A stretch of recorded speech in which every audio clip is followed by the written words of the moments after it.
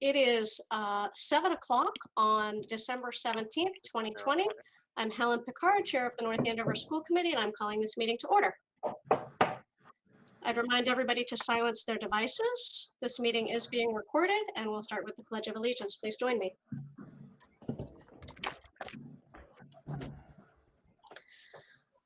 I pledge allegiance to the flag of the United States of America and to the republic for which it stands, one nation, under God, indivisible, with liberty and justice for all. Thank you.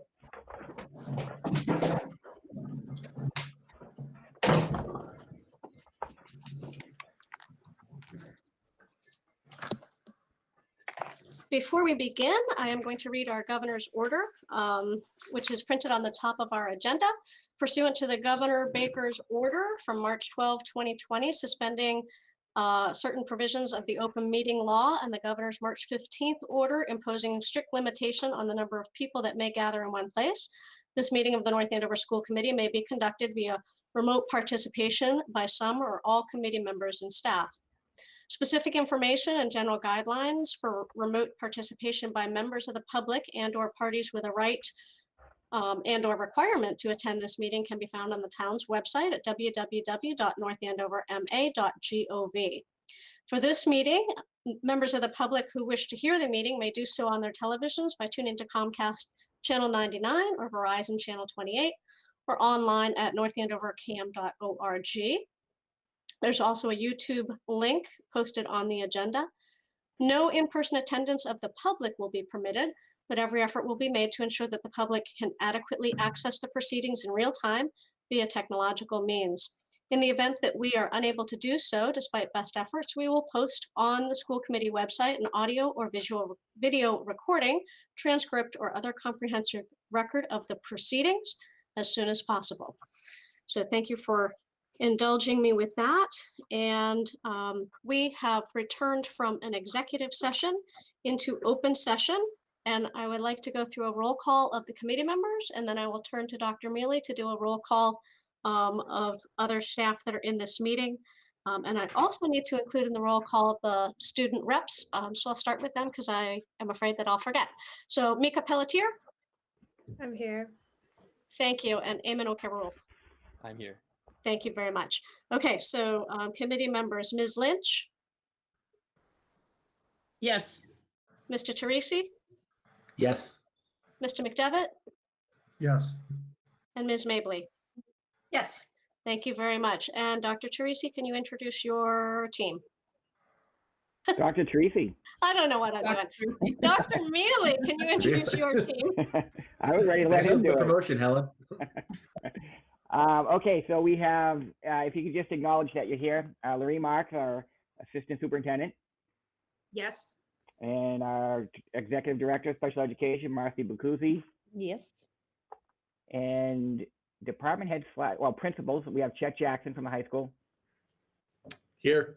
and George Gonzalez from the middle school, This is he. and I see Scott Young from the high school, Assistant Principal. Present. And then teacher/department heads, I see Bob Poirier Here. and Bill Smith Here. and Amy Hart Here. and Deb Daly.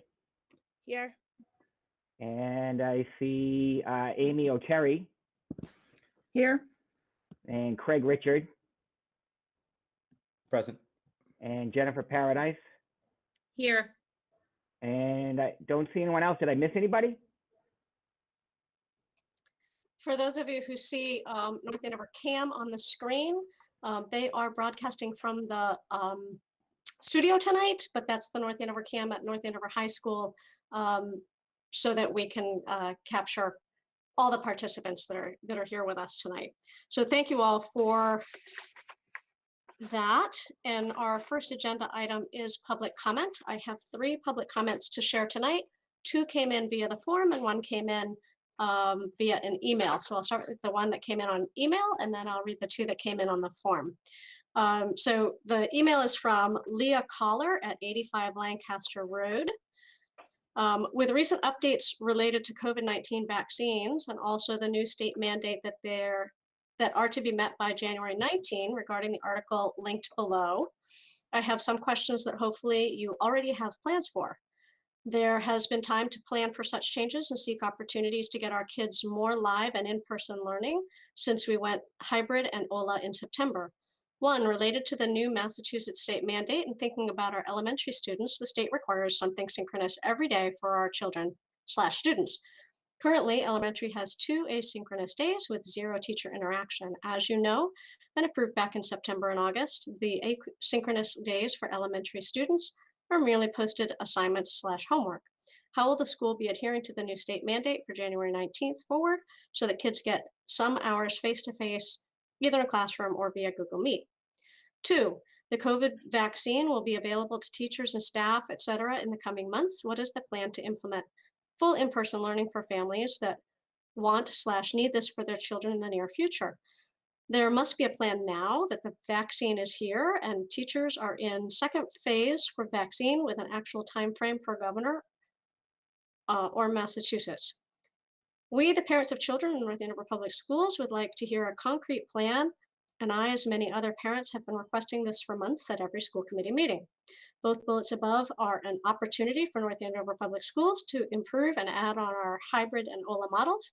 I hope something has already been in the works for parents and community members have the right to know what this will look like for our children after the holiday break. There are no excuses to remain in our current NAPS model. We should not be settling for quote unquote getting by in our school community.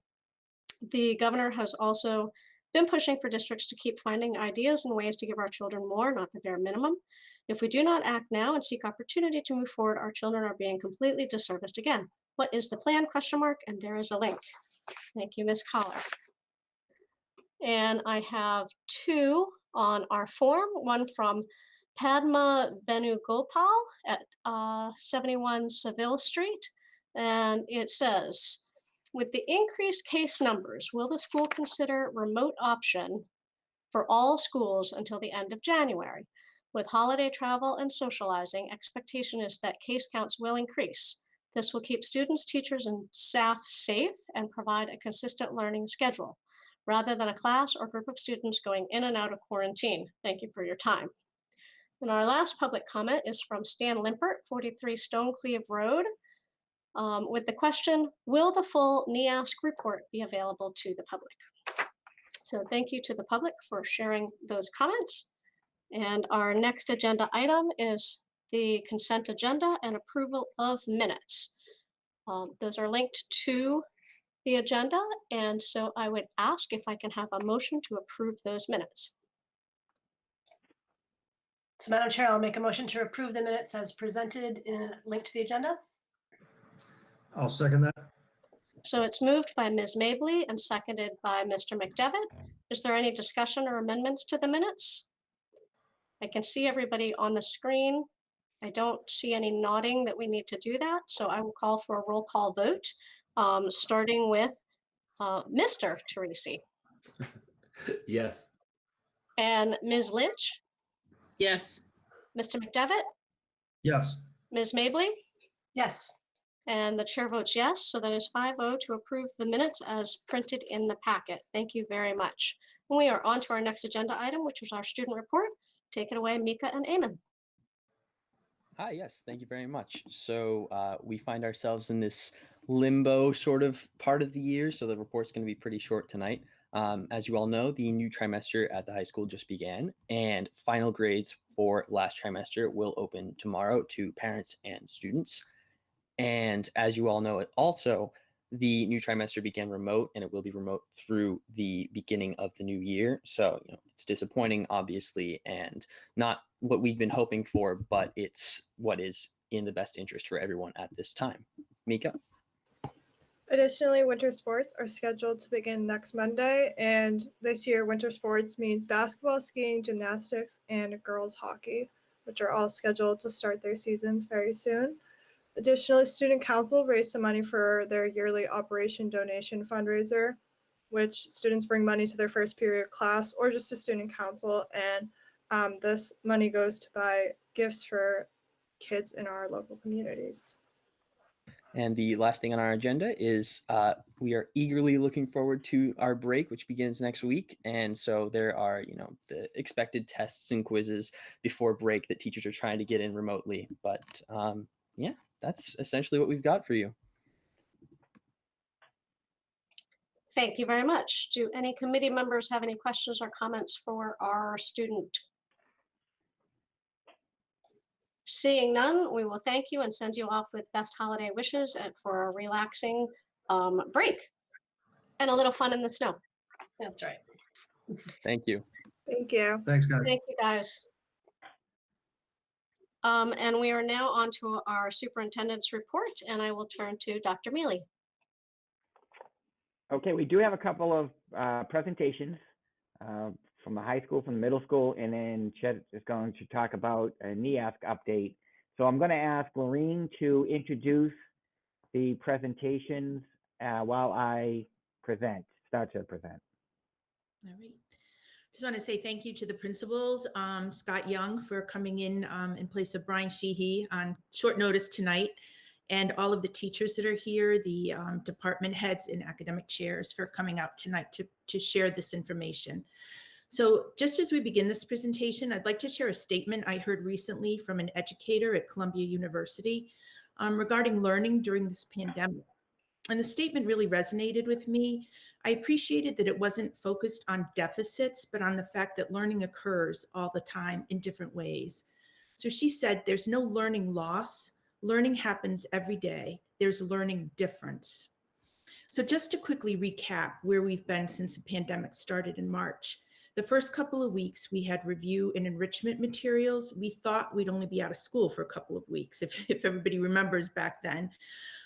Became clear that that was going to extend. So we started to do just review work, let go of the enrichment piece. And as it became clear that we would continue having to teach remotely due to the pandemic, we moved into the state power standards per the Department of Ed, and we began to introduce new material. In September, we returned to school. And when we return to school, all teachers at all levels are always assessing the students that they have in front of them. Just because a student may be in an Algebra 1 class doesn't mean they have the same set of skills as the student who sat in that seat in Algebra 1 prior.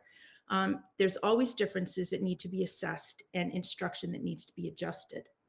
Our teachers take their instruction very seriously and student learning very seriously. Our academic chairs and department heads at the secondary level are going to share how their assessment of student performance led to adjustments in instruction. It's also important to note that we teach to the Massachusetts state standards.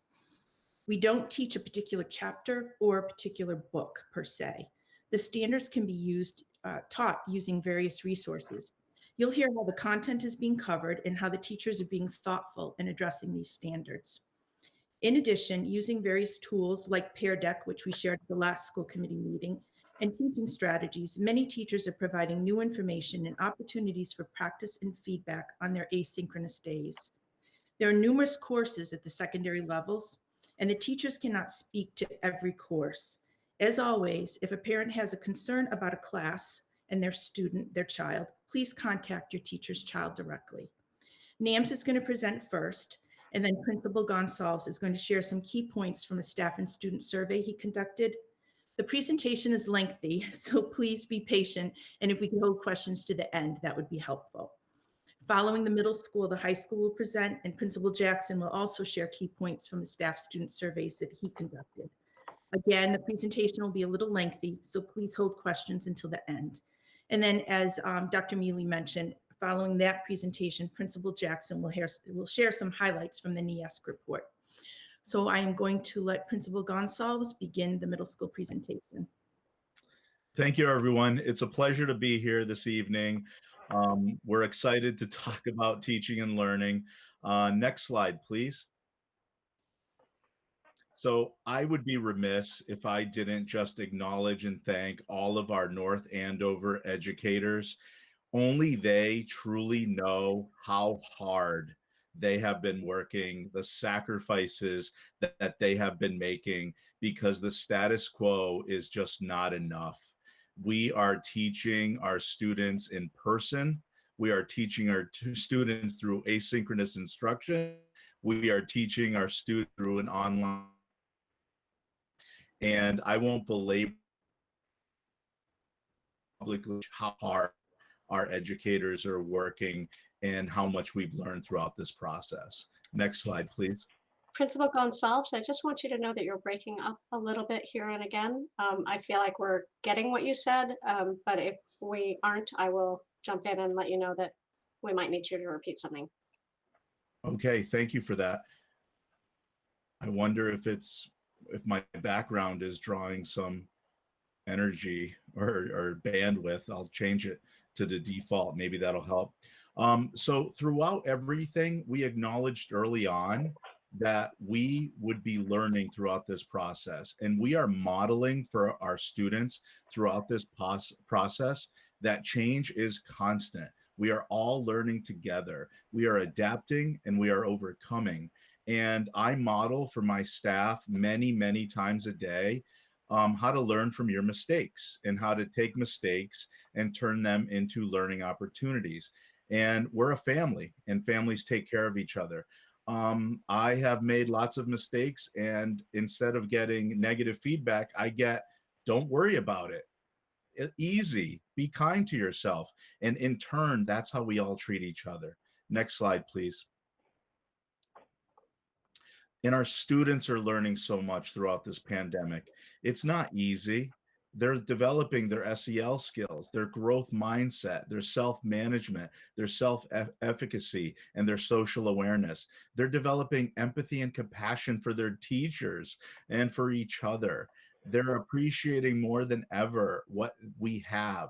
They don't take things for granted, maybe like they did before, but they certainly don't now, as you will see from the student survey results. And we're learning how to solve problems together. And the best part is students are advocating for themselves. I love getting emails from kids. I love kids reaching out, asking questions. I used to send them emails for the last 2 years. I don't know if they read them. They're actually reading them now because they're responding to me. It's wonderful. So we are going to find some lemonade when given all these lemons. Next, please. And really, our bread and butter is teaching, learning, and assessment. And presenting next will be Bill Smith from the mathematics department, Amy Hart, English, Craig Richards, science, and Bob Poirier, social studies. Their slides went on and on and on. It was very challenging to decide what to cut. So in the end, we settled at present a lot. School committee is going to get these slides so they can review them in detail when they want, but speak a little tonight. There are a lot of people talking tonight. So they will be highlighting certain pieces and text from the slides. But as Laureen said earlier, our teachers always assess.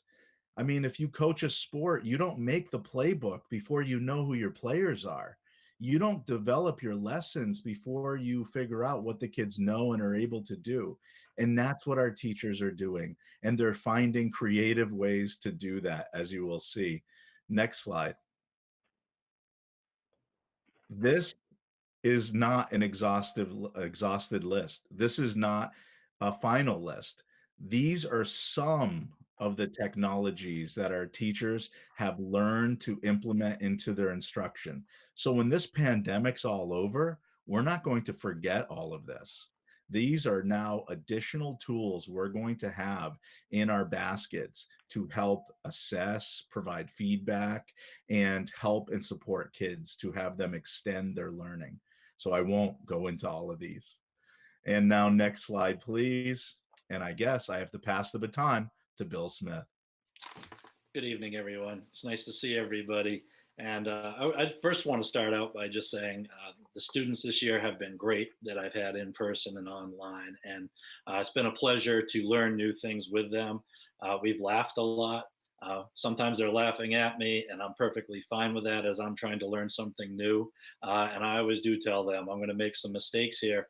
And I'm happy to make mistakes, and I celebrate those mistakes because that means I'm trying to learn something new. So there's a lot of exposure to new things that I'm just thrilled with the people that I work with, the opportunity to work with them and to watch them try new things and to share things with each other has been awesome. My department is awesome with me as well, sharing ideas with me, things that they've done that have worked effectively, asking questions.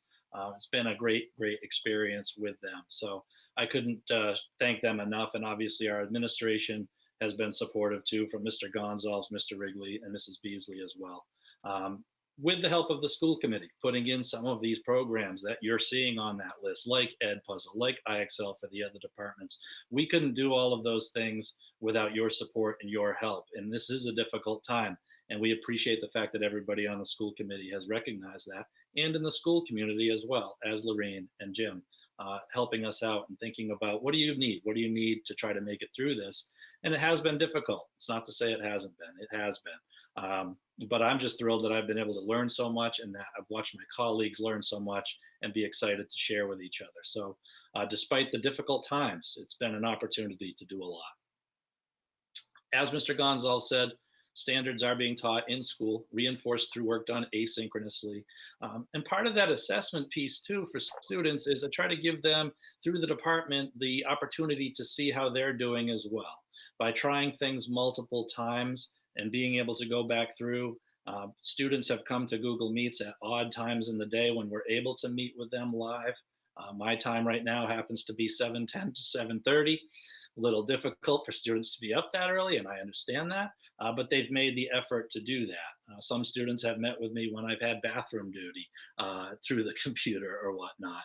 And so trying to find those times that will work for them and to see a face is helpful for them. And so to recognize that, and I've watched my colleagues do that as well at different times that they can fit that in. So that's been fantastic. Each grade level has used the state identified standards that were mentioned earlier, the power standards, and then obviously the Massachusetts curriculum frameworks as well, thinking what needs to be covered for the next unit, what needs to be covered for the next grade level, and what needs to be reinforced from the closure. So for instance, in my own classroom, which is probably where I can speak most eloquently about what's happening, I might see a skill, for instance, absolute value, where I might assume that students have a firmer understanding of it, and then I'll go back and say, okay, let's take some time. I took a little pre-assessment of what was happening there, and I'm not happy with what you know at this point, so we'll regroup and we'll build it in. So I think teachers are doing that throughout, seeing things, and when they notice them, taking a step back. I think that's an important thing. Certainly group work is a challenge under our restrictions. Maintain 6 feet distance. So what we've tried to do, as I said, is make mistakes, learn. We had to wait for the Google Classroom to come out when we had the Google Meets for the breakout rooms. We were anticipating and waiting for those breakout rooms to come out. And we're trying to train our paraeducators and our teaching assistants to use those as well when they're meeting, and to try to make it, from what Mr. Gonzalez mentioned on the survey, to try to make it a better experience for every child in North Andover. And so through that, trying to get them into those smaller groups to be able to talk, communicate about mathematics, very important. Next slide, Jim. And as Mr. Gonzalez mentioned, the grades 6 through 8, we did put those standards here that were covered in the first trimester and part of the second trimester. And I don't want to belabor the point, but we just wanted to show the items that were covered and how they were covered. So for instance, in 6th grade, you're looking at fluently divide multi-digit numbers, less of a focus on model drawing. So there are some things that you're going to cover a little bit less. And I think the word that I kept hearing over and over again is we're not as in-depth as we normally would be. And it's hard to expect a student that's asynchronous to get that level of in-depth on their own. We all learn things on our own, but it's a little bit more difficult when it's in-depth. So trying to provide those extra help opportunities for students to connect is really important. So that's just the first slide. Number sense is covered, ratios and proportions in 6th grade. You can go to the next slide, Jim. And again, ratios and proportions through 6th grade. I know you have a lot of people tonight, but there's just some of the focus that was done, some of the things that were not done as much. For instance, eliminated tape diagrams when you're looking at that standard. And all of these things build into the 7th grade. Thank you, Jim. No, that's fine. Next slide's fine. So in 7th grade, you can see as well, you have the ratio and proportion standard again. And then this time, though, it's a little bit more difficult. So when we dealt with the fraction capabilities of the calculator, we talked about that. One of the things that as a department we tried to do, we tried to create an ed puzzle and a screencastify to show students the functions on that calculator. And we tried to limit it so it was very short so that they would feel comfortable, even if they weren't necessarily comfortable with fractions. And it doesn't matter if it was a year that we had a pandemic or a regular school year, fractions are still a continual difficult concept for students to do. And it continues to be. So we will continue to work on that. We're working on that as we go on into our number sense unit. Next slide, please. And again, ratios and proportions, trying to mix in and trying to show students the future. What does it look like when you're in 8th grade? And we don't go into, for instance, slope as it shows on the last one. We're not going to discuss y divided by x as slope here. We're going to talk about it as the constant of proportionality. We may show it. A student may ask, and they did ask this year, they'll say, yeah, you'll see that in 8th grade because it's not just for proportional relationships there, it's for relationships that aren't proportional as well. So probably a lot of you are getting a trip down memory lane here too. Next slide, please. And AMS, we also have AMS in 7th grade. So 7th grade has the best opportunity, despite our circumstances, to cover the standards. And so we really appreciate having AMS working hand in hand with us as they go through the statistics and probability unit. They've had to adjust quite a bit because there's been a lot of group work in the past and a lot of project-based group work, and it's very, very hard to do. They're very skilled. They have a grant for Nearpod as well, but still very difficult process to get group work functioning so that all students are knowledgeable about the tools as well. So quite an undertaking going on, but they've been really happy with the way things have gone, and students have been very malleable this year for everything that they've done. Mr. Next slide. Smith? Yes. Can you just remind us what AMS stands for, please? Yes, that's applied math and science. So Thank applied you. math and science, absolutely. And that was put into place to, at the time, help with the standards in 7th grade because across the state, Dr. Hutchinson had noticed that across the state, 7th grade seemed to have a real hard time, not just on MCAS, but other pieces as well of data. And so you can see throughout the years the improvement there on our MCAS scores. And that's not really what we're looking for. As teachers, we're looking to, do you understand the concepts? Can you implement the concepts? And so it has worked really, really well for us.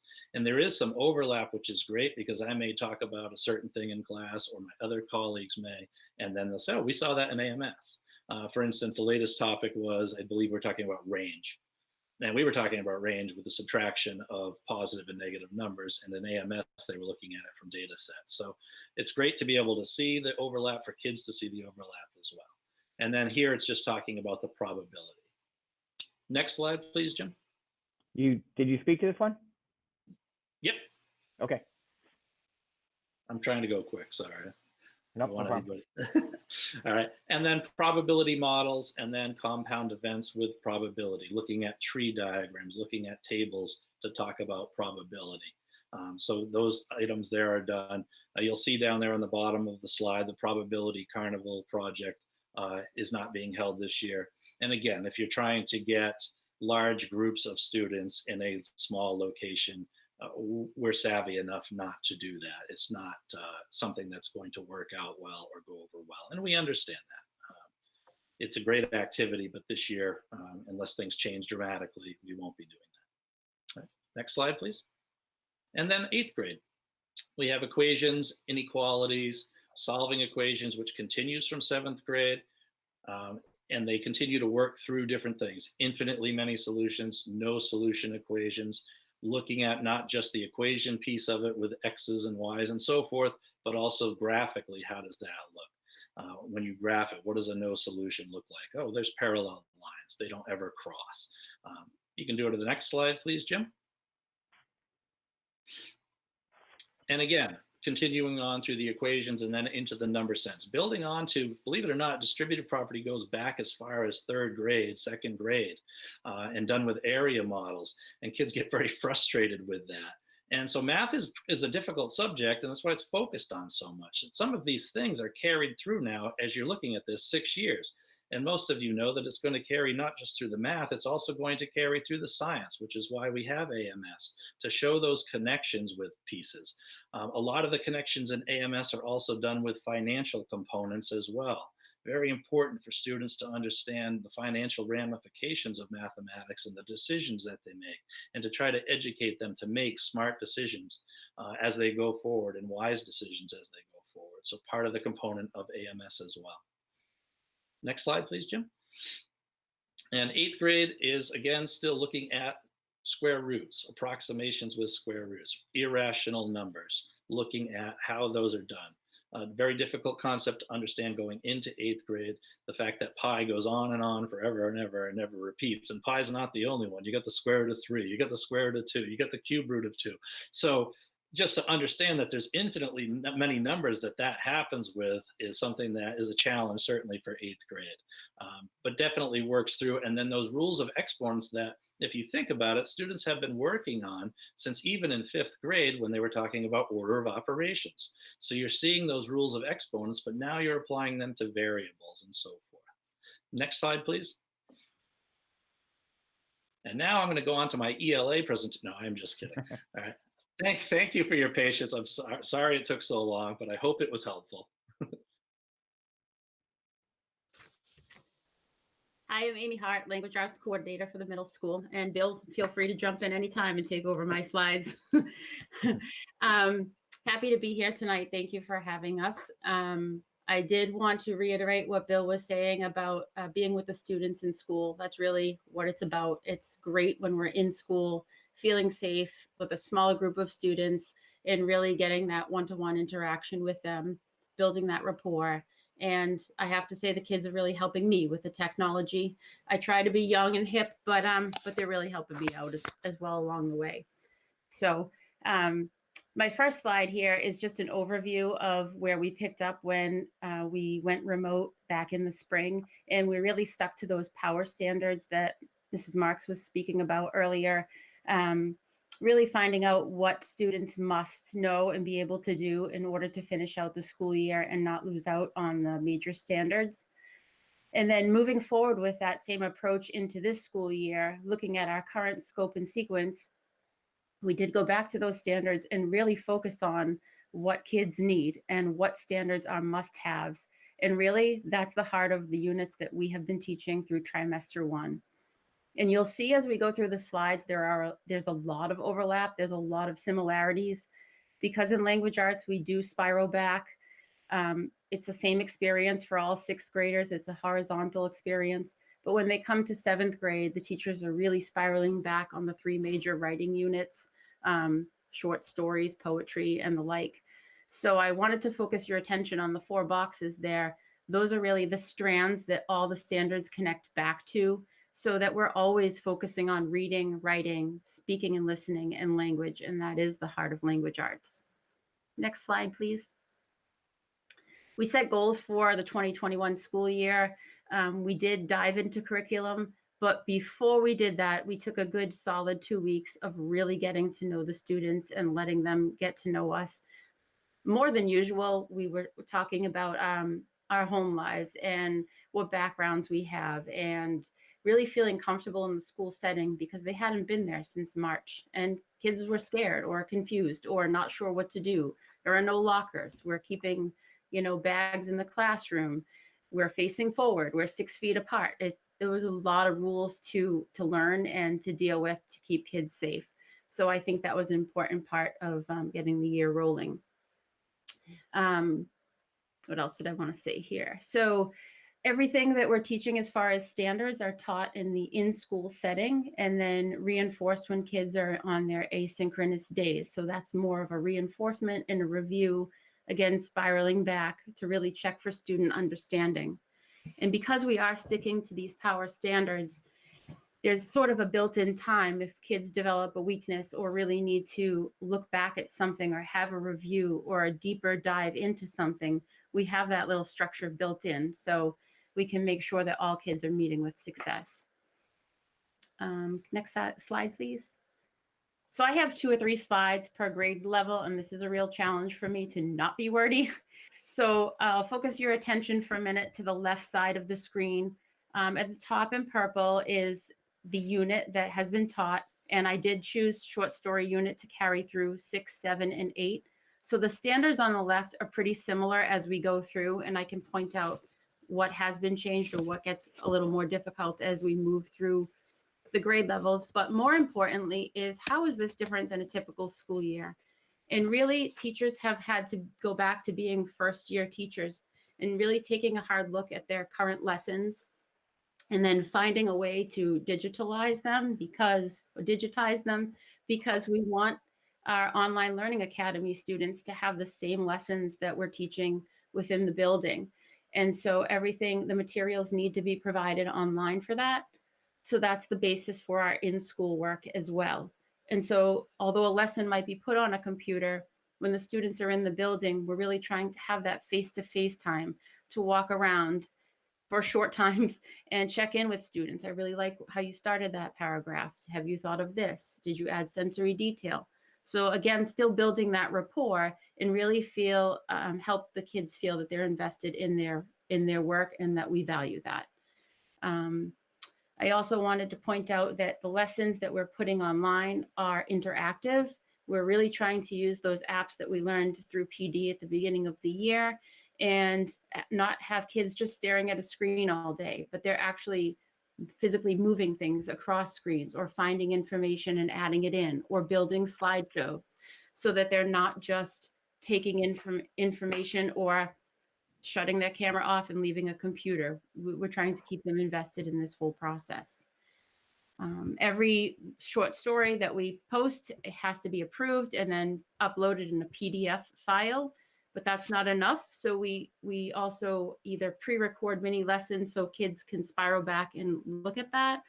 Also, we voice record the stories if we can't find a decent copy of that, because sometimes kids need to listen to the audio as they're following along with the reading. Next slide, please. For the narrative unit in 6th grade, it's really where students, they're building effective literary techniques. They're learning how to add descriptive details into their writing and build a character. And you'll see that in 8th grade, that's also built upon and is a little bit more complex. But because there is no paper and pencil, teachers are shying away from that. We do have virtual notebooks and virtual journals where kids can do their daily writing. Everything is dated and recorded. So it is a little bit easier for the disorganized student to go back and find their work. So that's a positive also. And as Bill spoke to, the breakout rooms, which is new and still a little tricky for me, but you can take a class of students and divide them into smaller groups and then visit each of the groups to check in and really have them discuss their writing. So they're not just writing on their own, they have other peers to check in with. So those are kind of neat to pop into while the kids are working. Another piece of that that I think is really important is that when I'm running a Google Meet, and I've learned this from other 7th grade teachers, to run 2 Google Meets so that if a student has a question or is nervous or doesn't want to speak a question in front of the class, they can just jump into the other Google Meet and have more of a sense of privacy to ask about a grade, or I really don't know what you mean by this. How can I get some more help? So those are also, that's proven to be very helpful. Next slide, please. Last one in 6th grade. 6th grade does a novel unit, which 7th and 8th grade has moved to the spring just because of handling books and trying to figure out how to make that work successfully. We're going to take our lead from 6th grade there, but they do go over the story arc, plot mountain, and the standards that are, again, the must know and be able to use and apply as they move through the different grade levels. Again, all resources are online, and it's emphasized that teachers do make screencastify mini lessons. So if the information is overwhelming, a student is in quarantine or is out of school, they can always go back by themselves or with a parent in Google Classroom and review that information. Next slide, please. So now you see the repetition. So 7th grade, the short story unit, it's still developing in 7th grade, but we're really focusing on tone, meaning, and mood when we move to 7th grade. So it's a little deeper dive into that particular focus. And again, there's that built-in time to go back and help students who are really struggling with that. And those breakout rooms, as of recent, have been helping out with that. I'd like to focus your attention to the strategies for OLA participation on this slide, because it's difficult to read short stories with kids on a computer beyond having the text available and the audio. So really encouraging students at home to keep their camera on so I can see their faces, so I can see if they're comprehending what they're reading, to ask questions if they look like they're stuck, lost, or confused. I've built in some digital timers in the 7th grade with the other teachers to help kids like not spend too much time on a particular concept, but to leave, it's okay to leave something alone and come back to it at another time. Again, communication is huge with writing and reading the short stories.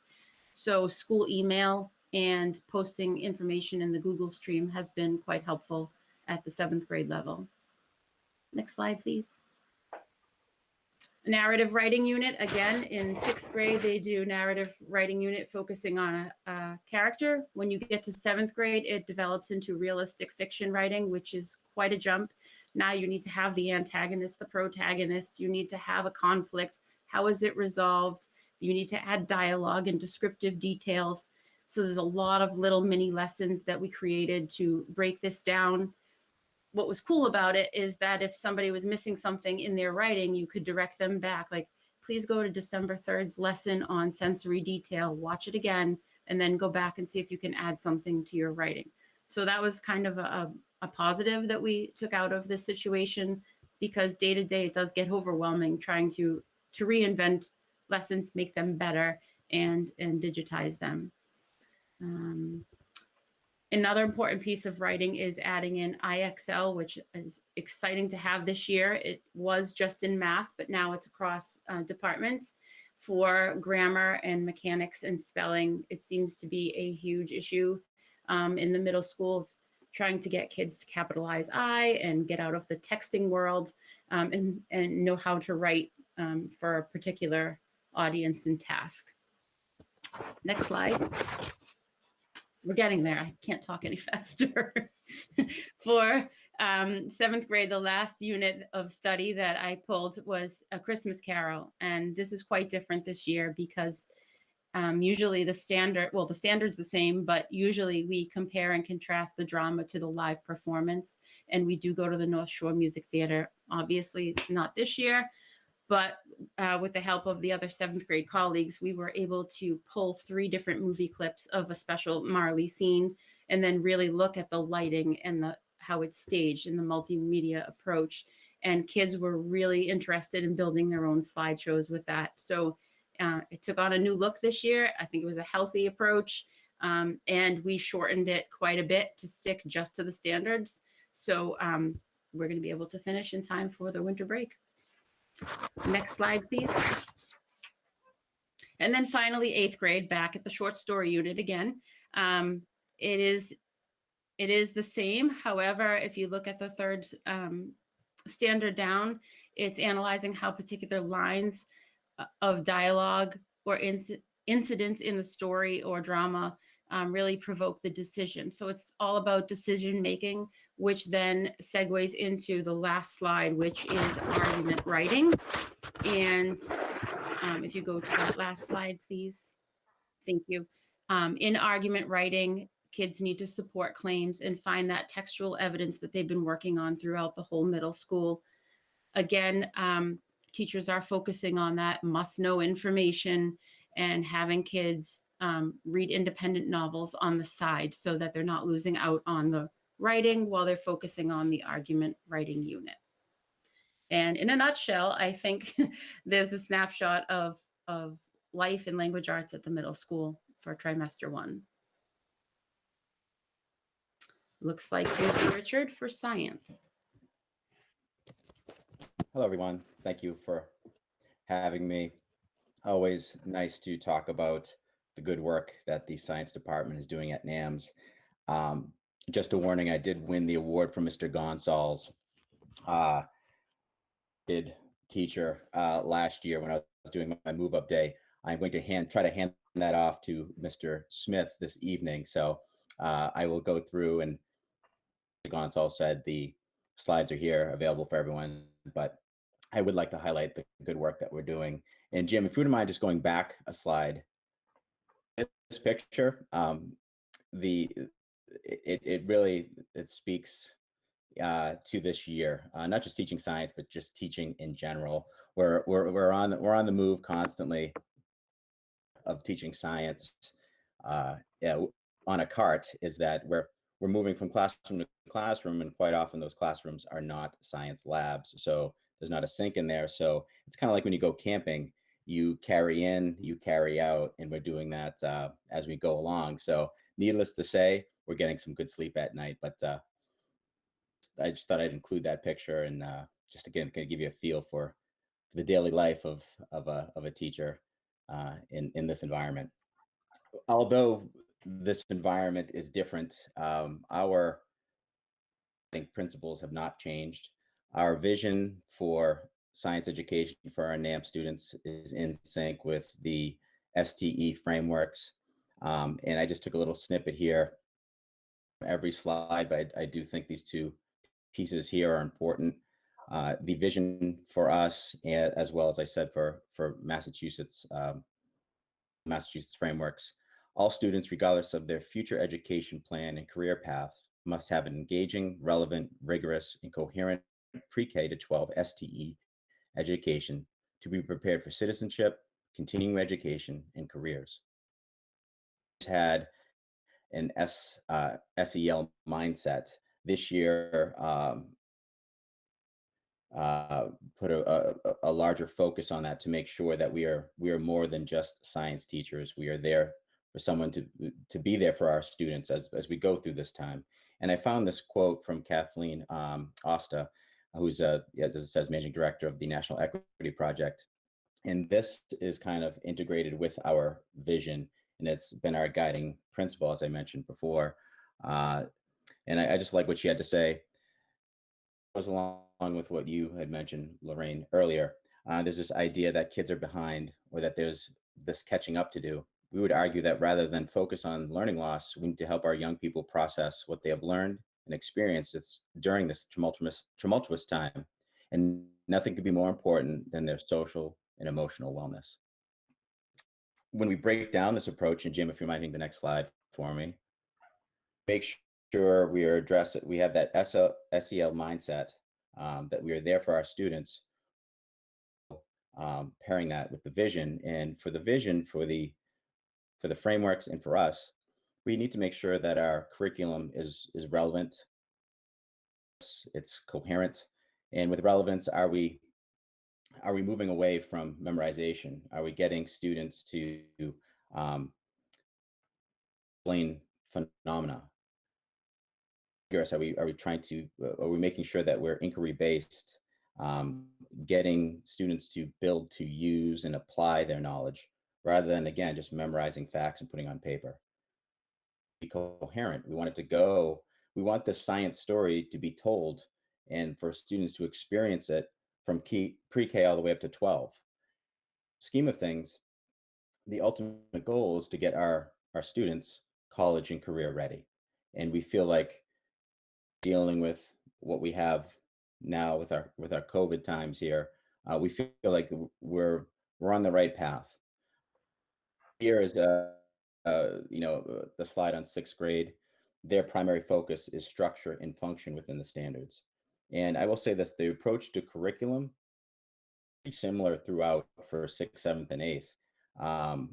Breadth versus depth, be able to deep dive as much as we have in the past, due to maybe some of those extra labs that we do might not be too safe to run, to cut some out due to timing or just time in general. But we are getting through our checklist, and we are hitting what we need to. But we're doing that creatively. We're making sure we're taking advantage of our synchronous days getting hands-on activities and labs done safely, providing not only just the traditional formative and summative assessments, but we're also diversifying that and having students demonstrate their knowledge through hands-on activities and labs. We're assessing verbally and again through what the students can do with their skills, right? So they have their knowledge, they have the resources around them. Okay, demonstrate your problem-solving abilities. Can you be a solution provider? It's that overall mindset of getting them college and career ready. 7th grade side, please. 7th grade, the approach is the same. As I mentioned before, really modifying those hands-on labs, doing what we can. I will say this as well. We have really stepped up our game as far as communication. We're making sure we're providing the agendas. We're utilizing Google Classroom more so as if you have taken an online course like Blackboard or Canvas, those platforms. We're trying to really utilize that to the fullest to make sure it's like a one-stop shop for our students, to make sure they are clear on what's due, resources that are provided for them, whether it's synchronous or asynchronous days. So we've really how to do that more efficiently, along with all the other resources that we've come along with this year with the that large list that Mr. Gonzalez put out there. But it's been a good process. We've been collaborating, and it's been a very positive, productive environment. We hear that 7th grade also too has a list there of some activities that they've done to make sure that we are trying to engage our students the best we can. Grade. Thank you, Jim. So 8th grade, what we did is we really took a project-based learning approach this year. We've combined units. Project-based learning, again, allows the students to demonstrate what they know and pull in their resources around them, solve a real-world problem, or to design something to perform a certain task. And this leads us right to engineering design challenges. And we're hoping too, with this whole project-based mindset, we can't have our traditional STEM fair at the high school, unfortunately, but we're really hoping that we can have our first virtual STEM fair. That's a work in progress. We're trying really hard to figure out how that's going to play out, but I feel pretty confident that we'll be able to pull the pieces together. We would like our students to have that experience. And it goes, even though we're moving around our curriculum flow, we've adapted our curriculum map, we're still keeping science unit in the spring. So hopefully that will help flow right into high school and with the students taking biology. I think that is where I'm going to leave off. So hopefully I have passed off the trophy to Mr. Smith tonight. So thank you, everyone. I appreciate all your support. I'm very proud of our department. They're working very hard, and it's a real pleasure to work with such professionals. Okay, I guess I'm up. First of all, I want to echo a lot of what has been said tonight. I cannot express how wonderful it is to be in front of the classroom with these kids. They are troopers, dealing with having those masks on all day, having to sit where they are all day, and then having to listen to me on top of that. I give them a lot of credit. What I'm going to try to do here, those of you who have been one of those, I would say, a victim of my open house presentation when I had the, whole kit and caboodle thing. I'm going to try to lighten this up a little bit. I have very few slides, but you're going to get me and my personality, and that's what I'm bringing here today. First things first, when we decided as a 6th grade that we knew what was coming this year, we had to figure out how to get everybody on board and on the same page, knowing that they're all coming from elementary schools. What are we going to do? How are we going to get them there? So the 6th grade really delved into making sure everybody understood how to use a Google Classroom, making sure everybody understood how to use new technology, some of the things that I was learning, and really worked those skills out together. For social studies, a lot of it is brand new curriculum, not just to the kids, but also to the teachers. As you may know that the frameworks have changed. Last year we started the integration. This year was going to be a full-fledged integration of the new standards.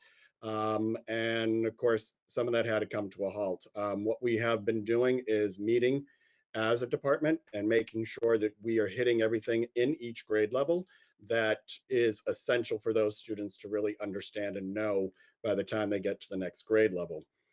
So we've been discussing those on a regular basis. Our asynchronous versus synchronous days, basically what we have provided is work that dovetails into what they're doing. So if they're a Monday class, they get the in-class lesson. When they go home on the B days and their work on their day off, not really, but when they're on their asynchronous days, then they are working on something that finishes up what we were doing. So it really works in conjunction with each other, and it's using a lot of these different technologies, much of what everybody has been talking about. So here's when we move on to slide number 2. So here we go. So in this time of COVID, no one has been able to travel the way that we used to, except for the students in 6th and 7th grades. That's right. After receiving intensive lessons in map skills, continents and ocean scale, latitude, longitude, degrees, and even time zones, all 6th grade students are ready to travel back in time to the early civilizations. Students have explored the foundations of what makes a civilization, which lays the groundwork for the study of the various civilizations yet to come. Through a variety of articles, maps, research, activities, and discussions, students are able to explore the geography, economics, government, and history of each area. Students show their understanding through a variety of smaller but equally important activities, assignments, and projects. These have included creating a unique civilization using the key foundations that we have learned, researching early humans and using the school's databases in cooperation with our media specialist, Ellen Roosh, who should not go unnamed in this meeting. She has been doing a great job helping us out. Analyzing primary and secondary resources and interactive note-taking. Unfortunately for 6th grade, we have in the past worked with kits and developed hands-on kits. Those unfortunately cannot be done this year due to COVID. So we have been working with interactive slides on Google and using other technologies that we can actually bring those things to the students to help them out and to still get the same experience. Next slide, please. So all of what we're doing in 6th grade basically prepares them for their journey into the 7th grade. And although the 7th grade teachers have seen maybe some weakness in terms of the level of efficiency for students when it comes time for time management and work production, they do continue to work on the students' skills related to elaborating on their ideas and providing evidence, which is something that we've worked on in 6th grade as well. Facts and details to support their claims. There is an emphasis on learning about the foundations of government and civics, and during the year, the students learn about the democratic and republican governments during their units about Greece and Rome, preparing them for the 8th grade civics units. This year, you can see on this one here that they also started with map skills to make sure everybody's at that same level. Analyzing the primary and secondary resources, they are working heavily with argument writing, and you'll notice that they are starting with ancient Greece. That is where they ended their year. They had a lot of their information that was already ready to go, that was up and running online and interactive as well. So they started their year with the ancient Greece content, and that is essential, as we said, for them moving on to the 8th grade. Next slide, please. So this epic odyssey comes to an end in the 8th grade at a time in which students become engaged, informed, and active participants in the community. This will incorporate the foundations and structures and philosophies of the United States government. Students will make connections between the content and their lives today, analyzing primary sources such as the Declaration of Independence, Constitution, Bill of Rights, writing prompts related to their current events, such as the Electoral College. They did a presidential election unit, as you can see there. They've been doing the expository and opinion writing pieces, and they've also begun the Civics Action Project, which, as it says there, encompasses their research. So what I want you to note is that the journey basically continues. The teachers, we do understand the importance of the content in these areas, what's necessary to get these students from one social studies year to the next, making it consistent, making sure that they have the tools that they need when they get to the next level. That alignment is important. So we have looked at what is in the frameworks and what we need to present to each and every one of them to make sure that they are successful in the years to come. Sixth grade, unfortunately, does not get their geography night. We are working on possibly doing something through the month of March in some sort of interactive way. We don't know what that's going to look like just yet, but hopefully we'll be back next year and we'll be able to do it as 6th and 7th grade so that they don't feel cheated. And that is my presentation. I just want to take a minute to thank you all. It's very clear how much work and effort and thought you've put into making sure the standards are addressed. And I think also, especially at the middle school level, making sure that the students feel cared for. That whole social emotional piece came out clearly with all of you. It's clear that you're all experiencing a learning curve just like the students are, and you readily admit that. And I think sharing that, especially with middle school students, really supports their learning and moving forward.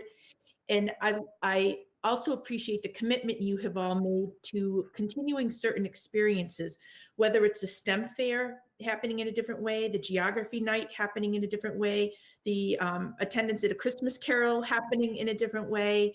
You're all making efforts in your disciplines to continue sort of those landmark activities that, you know, kids coming up to the middle school who may have had older siblings, they're things that they look forward to and talk about. And rather than just saying, oh, this is a tough year and we just can't do it, it's clear that a great deal of effort and thought is being put into how you're going to provide those experiences for your students. So just truly respect and appreciate all that you are doing for the students in North Andover. And thank you very much for your presentation coming out tonight.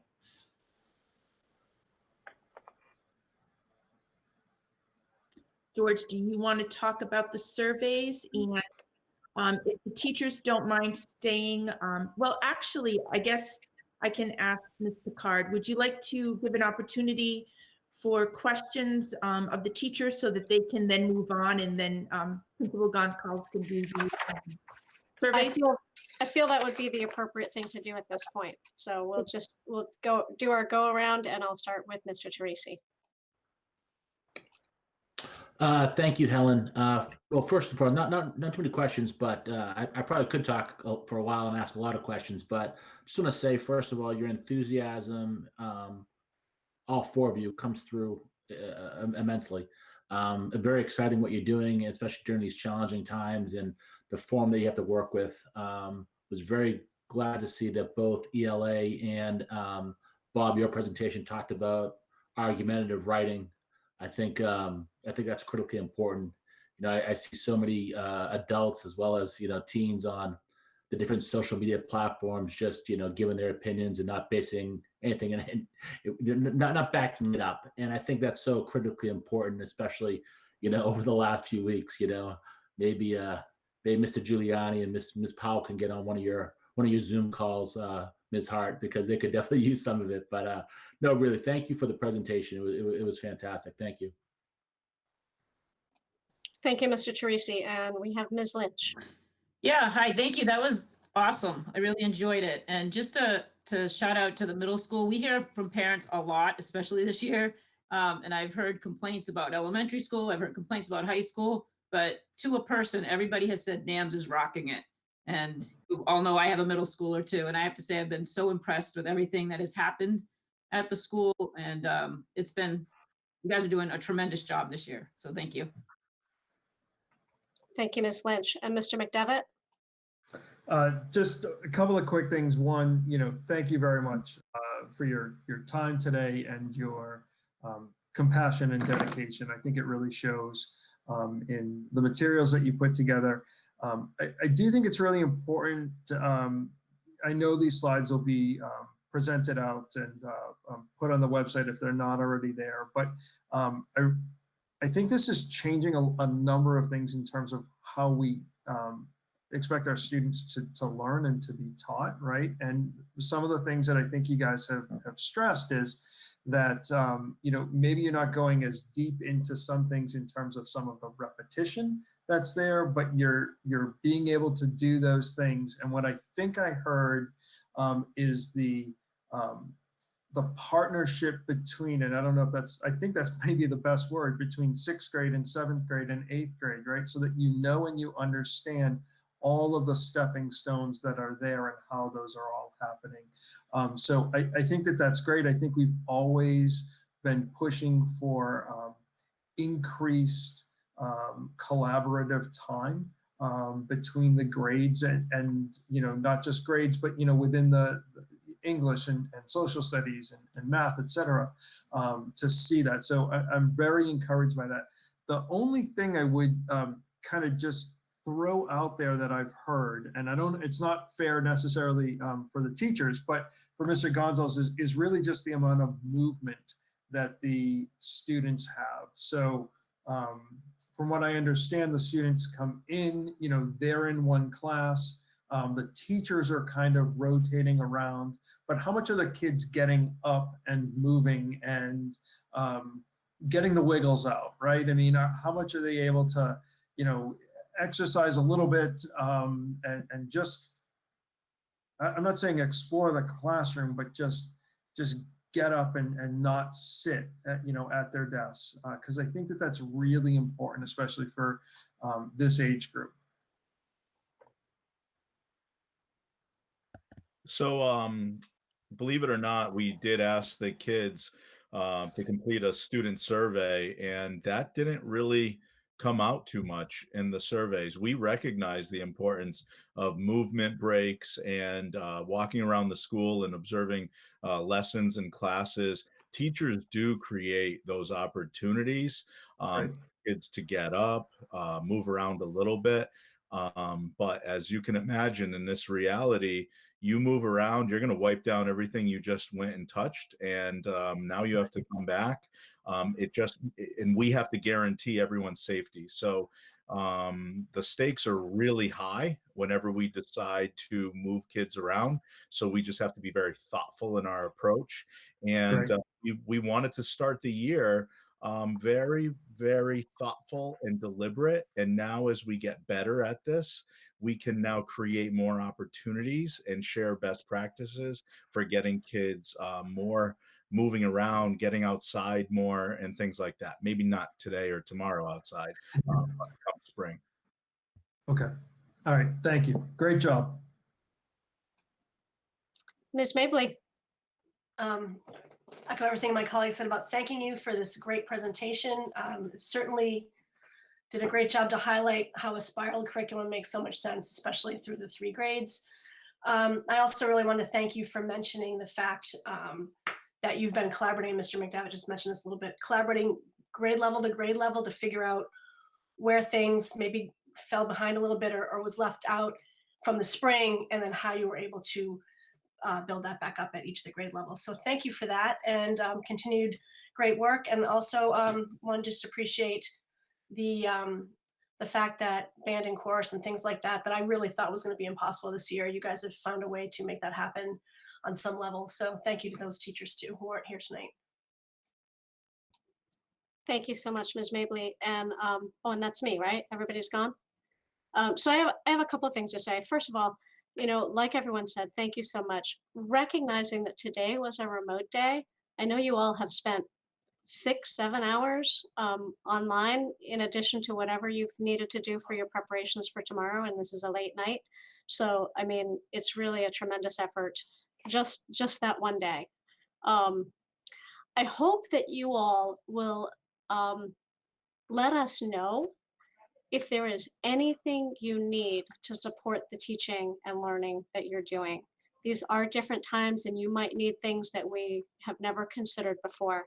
So please, as teachers, be in touch with your administrators, who can be in touch with us if there are things that we can do to support you. I know you have an excellent principal, and he's open to hearing what you need, but we'll need to know that if we can respond to what your needs are. I am thrilled to death to hear like simultaneous Google Meets so that those students can have side conversations with the teacher. That is not something I imagined, and I do work in a middle school and listen to a lot of the strategies that are being used, and I'm going to be taking that one on. I love the concept that you have these recorded lessons that students can refer back to, and I'm feeling like that's a carry forward for new years. Next year you'll be able to use perhaps that same recorded lesson for students to look at. So it's really tremendous work that's going to pay off in the long term as well. Thinking about the long term, particularly Mr. Smith, I think I have a question for you, but it might go to Ms. Marks instead. I attended a seminar this week on maps and what it's showing nationally, and I don't know if maybe you could nod or shake your head. Is NAMS using maps this year? So MAPS is the testing. Yeah. Yeah, so we did that in the fall for the kids, and we did it even for the online learning kids as well. So yes, we did do that. It's just it's been a little while for, like, I teach 7th grade, so their data was done in elementary school, and then now it's here. So it's a little bit lengthy time frame, and I don't think at this point we're scheduled to do it in the spring either. So Okay. it's really tough, Helen, to know what the right thing to do is. You don't want kids feeling like they're coming into school just to be tested, and so it's a balance. You want kids to enjoy the experience of coming in and to learn and to be able to ask questions. So there's a lot more, I would say, informal assessment, and like I said, at least in math, a lot of that work is done so that students are able to see how they're doing. I obviously record it in PowerSchool for parents as well, but that way they can see and how well do I want to do? How far do I want to continue this? And do I need help? So assessment's critical, and we understand that.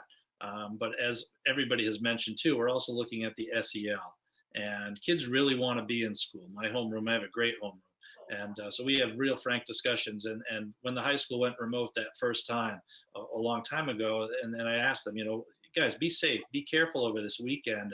And to a T, they were all like, yeah, we will be, because we really want to be in school, which for me was just so great to hear.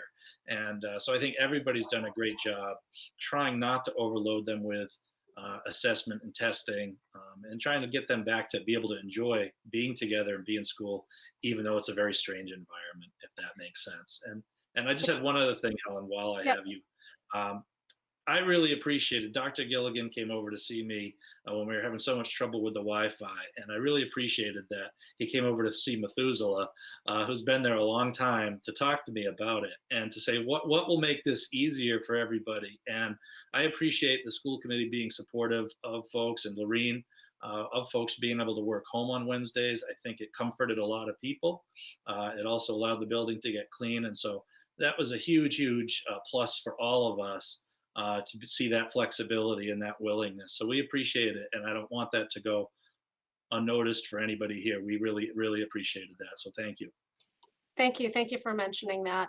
And the reason that I asked you about maps is that my understanding is that students continued with good growth in reading by the national standards, but there was a greater concern for incomplete learning in math.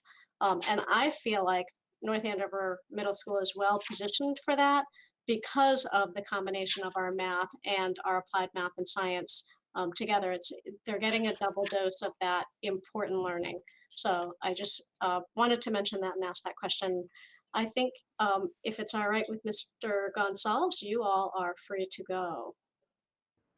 Thank you very much. Great job, everyone. You're free to stay as well. I just, I know it's been a long day, but if you want to stay with us and listen to Mr. Gonzalez, that's also fine.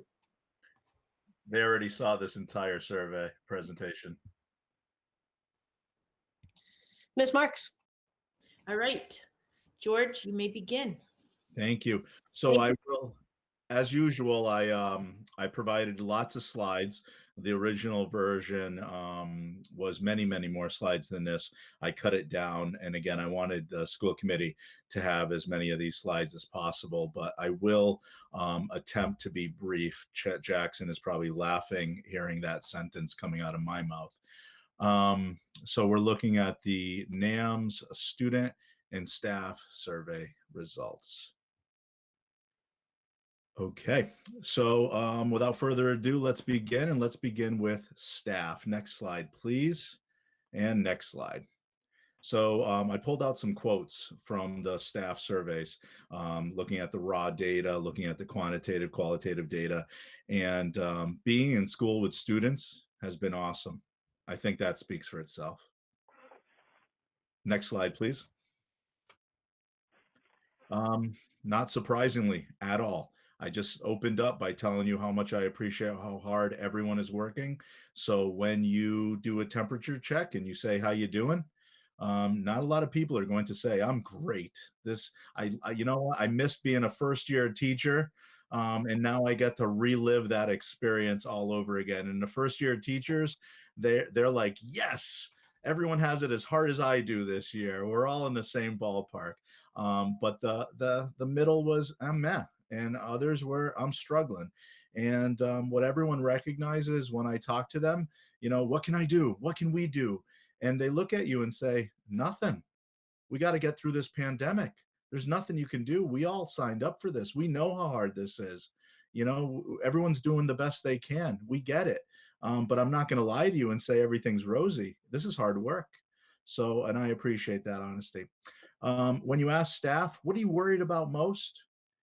Health and safety is always there. Health and safety is always at the top of the list and should be. Our parent this year, so the triangle, students, staff, and families. When those three things are working in harmony, we can achieve great things. And more is being asked of our students and our families than ever before in this environment. So when we have students who are slipping, who are falling, when we get to see them every school day, we can work with them. But when you don't, then we need them to do their part, and we need their parents to support our work. And that has been an area that staff are having a hard time with, not getting the parents to you know, connect with us and reach back out to us. So we care about every kid, not just the ones who are the high flyers. And then, as you can imagine, looking down this list, nothing should come as a surprise. Balancing the needs of staff's own families and work, uncertainty about the rest of the year, and just the model, just creating the asynchronous, the live, and the remote lessons all at the same time. And I'd love to know who that person is that's not feeling stressed. I think her name's Pollyanna. All right, next slide. We asked staff, what PD do you want? Time. I want time to revise and create lessons. I want time to organize high quality synchronous and asynchronous work. I want more time to collaborate with colleagues. I want more time to connect with kids. And while you're at it, create some well-being PD for staff. And the staff and I joked about this. Yeah, we create it. And then you're like, who has time to do that? You know, who has time to meditate? I'm busy. So when we ask staff, what do you love? What do you love about this year? What's great? Small class size. They're building rapport, and you should see these classrooms. These kids, these 15 kids are like a family. They're finishing each other's sandwiches. I mean, sentences. No classroom discipline, non-existent. Like there's no classroom management this year. Our assistant principals are educational leaders this year. They're not focused on discipline because the kids are so well behaved. How can they not be? They love collaborating with colleagues. They love teaching in person. Our staff appreciate how much feedback we get from them and how we put that into practice. And we always appreciate our custodial staff and our nurses. Our nurses should win Oscars this year for the hours they're putting in, evenings, weekends. Sunday night doesn't go by that I don't talk to a nurse. Next slide. And then what questions do you have? Or what is one thing you would like to see improved? Student work completion. Kids aren't finishing all the work. They're not attending all the Google Meets religiously. The OLA engagement, the camera's not being turned on. We have in the main lobby of the school bind our folders with OLA materials for students to pick up. They're not always picking them up. So we scan it, we get it to them electronically. But again, it's that triangle. We have to work together, the staff, the students, and the families. And then staff always appreciate updates about health and safety. CDC makes updates, quite a few. And I'm always going to the nurses going, all right, so how many days is the quarantine now? On what day do you test? So everything's changing. And then backup Chromebooks and chargers for the school. Our first efforts were to make sure every kid got a device, but now we have to make sure we have backups in the school, or at least chargers. Next slide, please. So now let's look at the student survey summaries. I love this quote. I always leave the school thinking, wow, today was a good day. I have never left the middle school mad or sad because of the teachers or staff. I agree. That's why I love NAMS. You ask the kids, they're a little more Pollyannic. How are you? Many more, I'm great, I'm good, I'm okay, I'm struggling. Only a few of those. So our teachers are doing a good job hiding, as like parents, we do this every day, how maybe overwhelmed they are. And they're putting on a good show for the kids, because the kids really fill our tanks. You asked the hybrid students, what's going well? The teachers, they're available to support me. My workload's manageable. I'm making progress. I have an idea of how to do it and when it's due. So all positive stuff. Next slide. You ask OLA students, very similar. My teacher's available. I know what I'm doing. I know when it's due. I know how to get it done. Next slide. What are 3 ways your teachers are best supporting you this year? Kids have identified positive relationships. We identified as a district. It is important, so important. It always has been, but it's especially important this year. We have to make connections with these kids. We have to make sure they're okay. This is a pandemic, and if you're not in a place where you're feeling safe and nurtured, you're not going to learn. So that has to be priority. The fact that they say this, it means that it's working. We made those connections, and now the kids are available to learn. And the kids get to feedback from the teachers in multiple forms, and that's the important thing. Next slide. We asked our one suggestion. Okay, one suggestion. This is echoed whether you're a hybrid or an OLA kid. When I'm in remote classes, when I'm in live classes, I get it. I know what the teacher wants. I know how to do it. But then when you go to asynchronous, they struggle a little bit. How do I do this exactly? Wait a second. I think I forgot what she meant by that. And the teacher's not available. The teacher's not available. As you heard from Bill Smith, we have found ways to make teachers available during the day. We are looking for minutes that they can check in with kids. And we're trying to exploit every minute we can to be able to check in with kids. Next slide. The OLA, share 3 ways your teachers are best supporting you. Again, just reaching out, making connections, getting back to me quickly, and just helping me the best I can and being there when I need extra help. Next slide.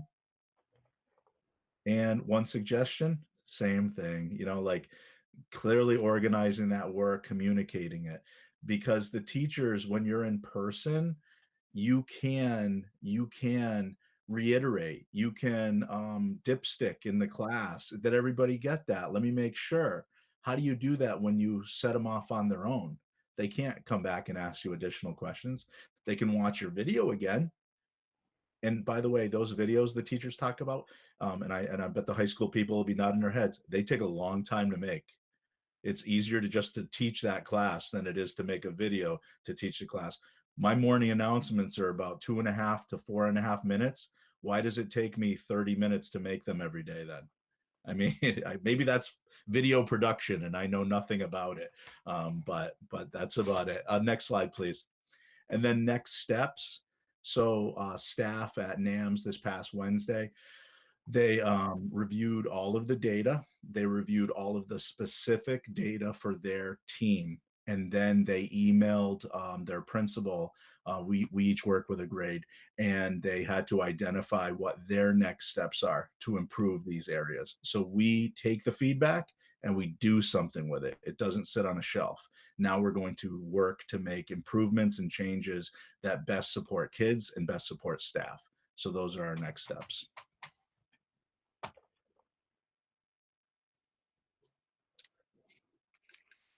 Ms. Marks, can I do the go around? Yes, please. Thank you. Okay, so I will start with Mr. Teresi. I don't have any questions. Thank you, George. Really appreciate the information. Thanks, David, for your support. And Ms. Lynch.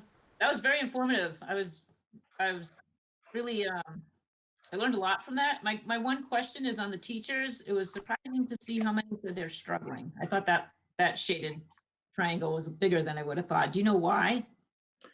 Yeah, the reality, and it ebbs and flows, Holly. I mean, about 2 weeks ago, I went into a dip myself and said, "Oh my gosh, how can I keep up this pace?" And then, things get better. And it's you ask any teacher at any given moment, they could be anywhere on that continuum. It all depends. It all depends how the lesson went. It all depends how kids are succeeding or not succeeding. It all depends on whether or not you could help that kid find success or the parent reach back out to you. It's tough. This is tough. I mean, it's tough for everyone, all of us. Thank you. You're welcome. Thank you, Ms. Lynch. And Mr. McDevitt.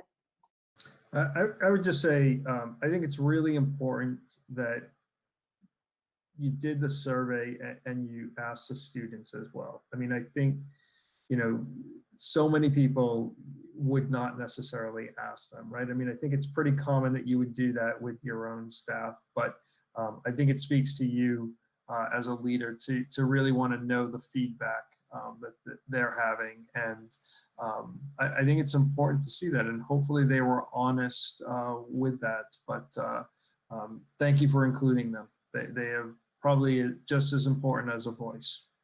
And thank you, Andrew. And it goes without saying, please don't think I work in a vacuum. Chet and I work very closely, and he and I calibrated quite a bit on what to ask the high school students and what to ask the middle school students.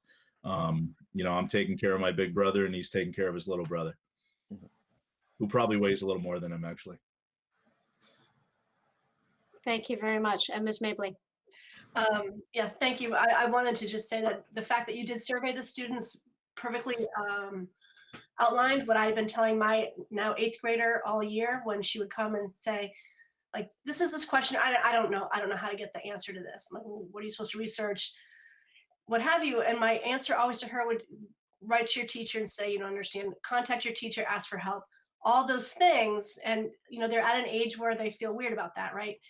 But that was always the answer. Like, I'm not in your class. I don't know the answer. You have to go figure it out. And then the fact that you then ask their opinion on how things are going, I think just reiterates the fact that, especially as they're getting ready to go from 8th grade to high school, they have to self-advocate. And tying them into the survey underline that. So thanks. It's helped me as a parent. Thank you. Thank you, Ms. Mabley. My 2 questions or requests would be, I always find it helpful to know what the survey questions are. So if you would be willing to share the survey questions, that would be helpful to me. And as you develop your next steps, we don't necessarily need you to come back out again.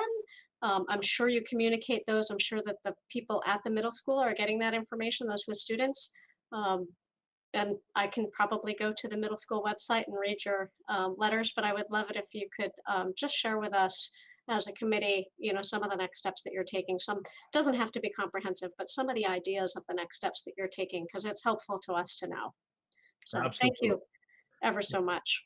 Helen, absolutely. And believe it or not, all the questions we asked in the survey, those were slides I deleted to just shorten the presentation. Well, I think that makes sense, certainly. But, when we go back and review things, it would be, perhaps helpful to some people to be able to see what those are. So to myself, it would be helpful. Of course. Thank you. And you also, unless Ms. Marks has something else for you, are welcome to leave, or you're welcome to stay and listen to your big brother from the high school. I talked to him too much. So good luck, Chet. Good luck, high school leadership. It was a pleasure seeing everyone. Bill, Craig, let's get out of here. All right. Thank you guys very much. Appreciate you coming. Thank you. Bye-bye. And I'm back to you, Ms. Marks. All right. I am going to let Principal Jackson introduce his group who will present next. And again, I think the middle school did a great job trying to move through the slides. We have lots of information. I spent some time with the high school people earlier this week. I know that they'll do the same. They too have put a great deal of thought and effort into all of this. It's hard work. Like when Holly asked, why did the survey look that way? I think that, everybody struggles at certain moments. It's a big learning curve. It's different. People have their own personal and family issues. You listen to the news, which can wear on you at times. So it's a struggle for everybody, and everybody has their ups and downs. But I think that I came back to North Andover, having gone to another district before. I am continually impressed with the people that we have here. So, and I look forward to the high school people sharing their information. I think you will be impressed as well. So Principal Jackson. Hello, everyone. Thanks for the opportunity to let us come and speak to you tonight. As Jim gets the slides up, I just want to add a couple of things. We are in the middle of a pandemic, and I hope everyone out there who may be watching this recorded lately is doing well, both physically and emotionally. I think one of the things we've learned since March is we have to take care of ourselves and our families first, and we have to be in that good space before we can even focus on the learning and other things. So I want to say that. Also, thanks to the committee, our leadership, our district leadership, other principals who we work with all the time. I know we all have to make difficult decisions throughout this pandemic, and a lot of those are going to make 50% of the people probably pleased, a little more pleased, and maybe upset the other half. So there are a lot of difficult decisions out there, and we know you're doing your best to make them as well. So thank you for your time as you move through this. Thanks, Jim, for pulling that up. On the left-hand side, you see 3 different things from our strategic plan. Missing there on the right is equity of all students. I think I pulled an old graphic there as well. And having the Chromebooks and having the new student Chromebooks in the staff Chromebooks have been essential for us to provide equity. So a lot of the work that's been done by the committee, by Dr. Gilligan and the staff to give us the foundation, has allowed the other things, and a lot of the things you'll hear from our high school staff that'll echo some of the things the middle school staff have us really succeed throughout the first trimester, as well as those 10 professional development days at the start. The technology can be overwhelming, just listing it, and you'll see some of our technology as well. The teachers have put their heart and soul. They truly are the lifeblood. All of our teachers across the high school. We've become a tight-knit community. Pandemics tend to probably bring you together or tear you apart. I think it's brought us together as a group, and I'm very proud to work with them. They're great people, not just the ones that are here tonight, even though we've kept them a little later that I'm sure they signed up for. So I just want to say thank you to them. And I'll introduce Mrs. Debbie Daly, Mathematics, Dr. Jennifer Paradise, English Language Arts, Amy O'Terry for Science, and Brian Sheehy, who put a lot of work into the slides for the History Department. Couldn't be here tonight. He's tending to his wonderful family. But Scott Young, Assistant Principal, will be subbing for him. Just want to say our standards haven't been sacrificed. We are standards-based school system and district. We put a lot of work, as you know, from our NEASC presentation, a lot of that work in doing curriculum, assessment, instruction. So it set us up to hopefully produce good work for our students. Our focus has been and will be on what students should know and be able to do, and what essential standards and benchmarks for our courses. We need to address those power standards and learning targets in different ways. And we have 4 outstanding people that are going to talk about the ways that we're going to do that. So I turn over to Debbie Daly. Hi, everyone. So the first thing I just wanted to say is that we haven't cut any standards in whole. Every standard we taught in previous years is still being taught. The change this year, as you heard from the middle school a little bit, is the depth of the standard. And as I go through a couple of the courses, I'll reference that as well. So those 2 weeks that we were given at the end of August and the beginning of September, because we started school a little bit later, we worked as a department to amend the curriculum using the following question to guide our thinking. What is important in the standards that students need to know and be able to do in the next course or courses? Cliff Notes version, what's the need to know and what's the nice to know? So just going back to things that I heard from the middle school, how the 6th grade talks to the 7th grade, talks to the 8th grade. At the high school, we don't have one teacher that teaches just seniors, just juniors, just freshmen, just sophomores. So all of our teachers teach college prep courses, honors courses, and then some AP.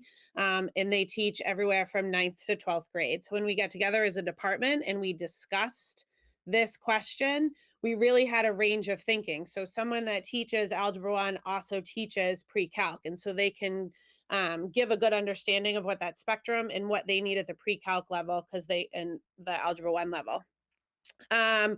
We also decided this year, and we had been talking about it for a little bit, but we seemed that this was the best year to do it. We made a department-wide change regarding graphs and data displays. In the past, we focused on the construction of graphs, and we would spend days and days of kids graphing parabolas or constructing, box and whisker plots and scatter plots. So instead of the construction, we decided to make a switch and focus on interpreting the graphs. With a few exceptions, they do still graph some basic things, lines they need to know, quadratics.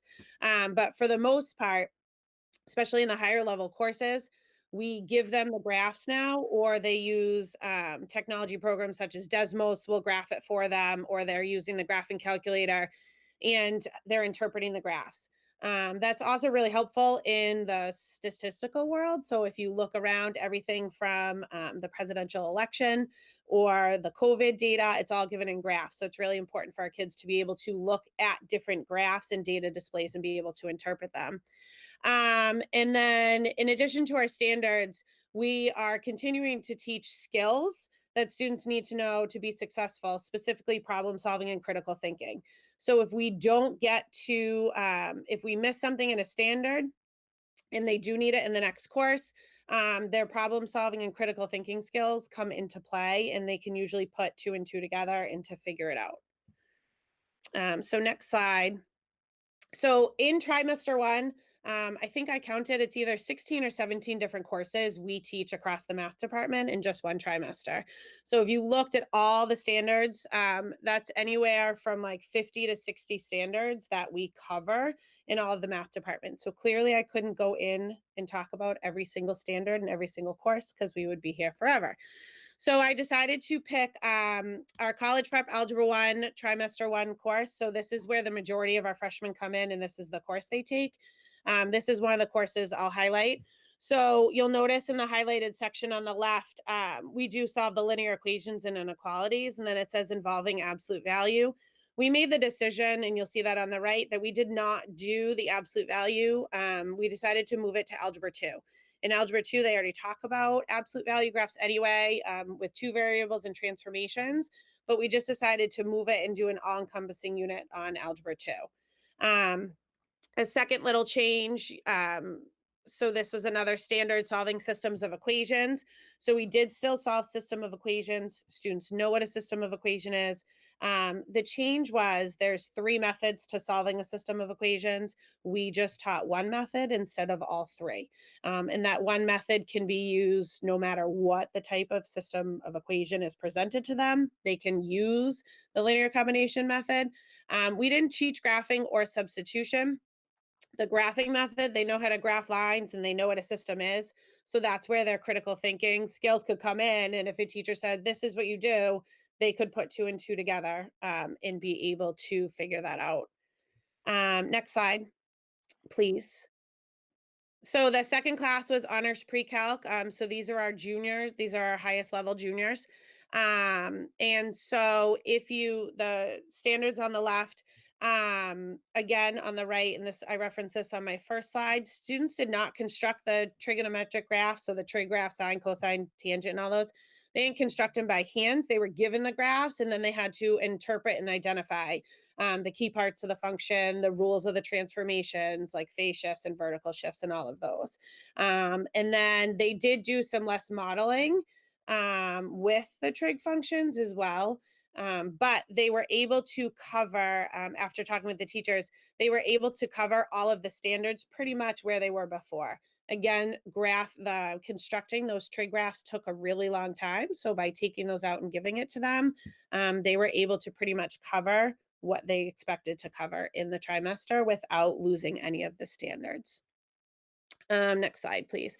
So in the past, the technology in our department consisted of just the smartboard and the graphing calculator pretty much. Here and there, people would use different things.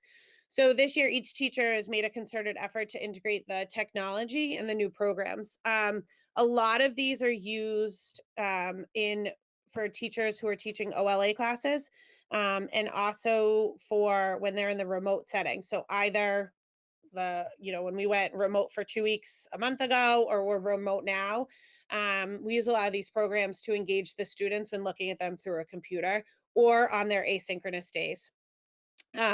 So the document the document camera is there. As I mentioned before, the graphing calculator, we have a simulator on our computer. So if we're trying to teach kids how to use it, we can share, just like this is being shared, a simulator. Desmos is another one for graphing.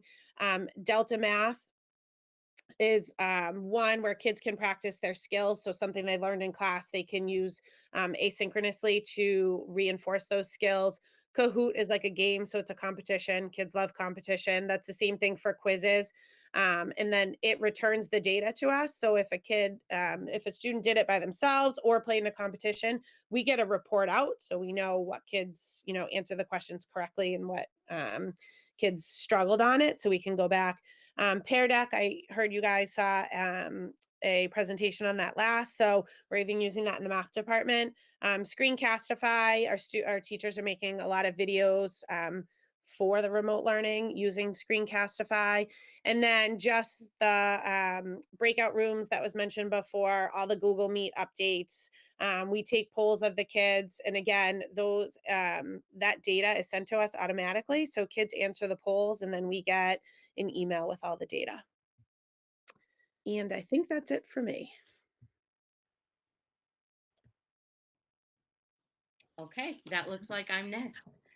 Thanks everyone for giving us this opportunity to tell you a little bit about what we're doing at the high school.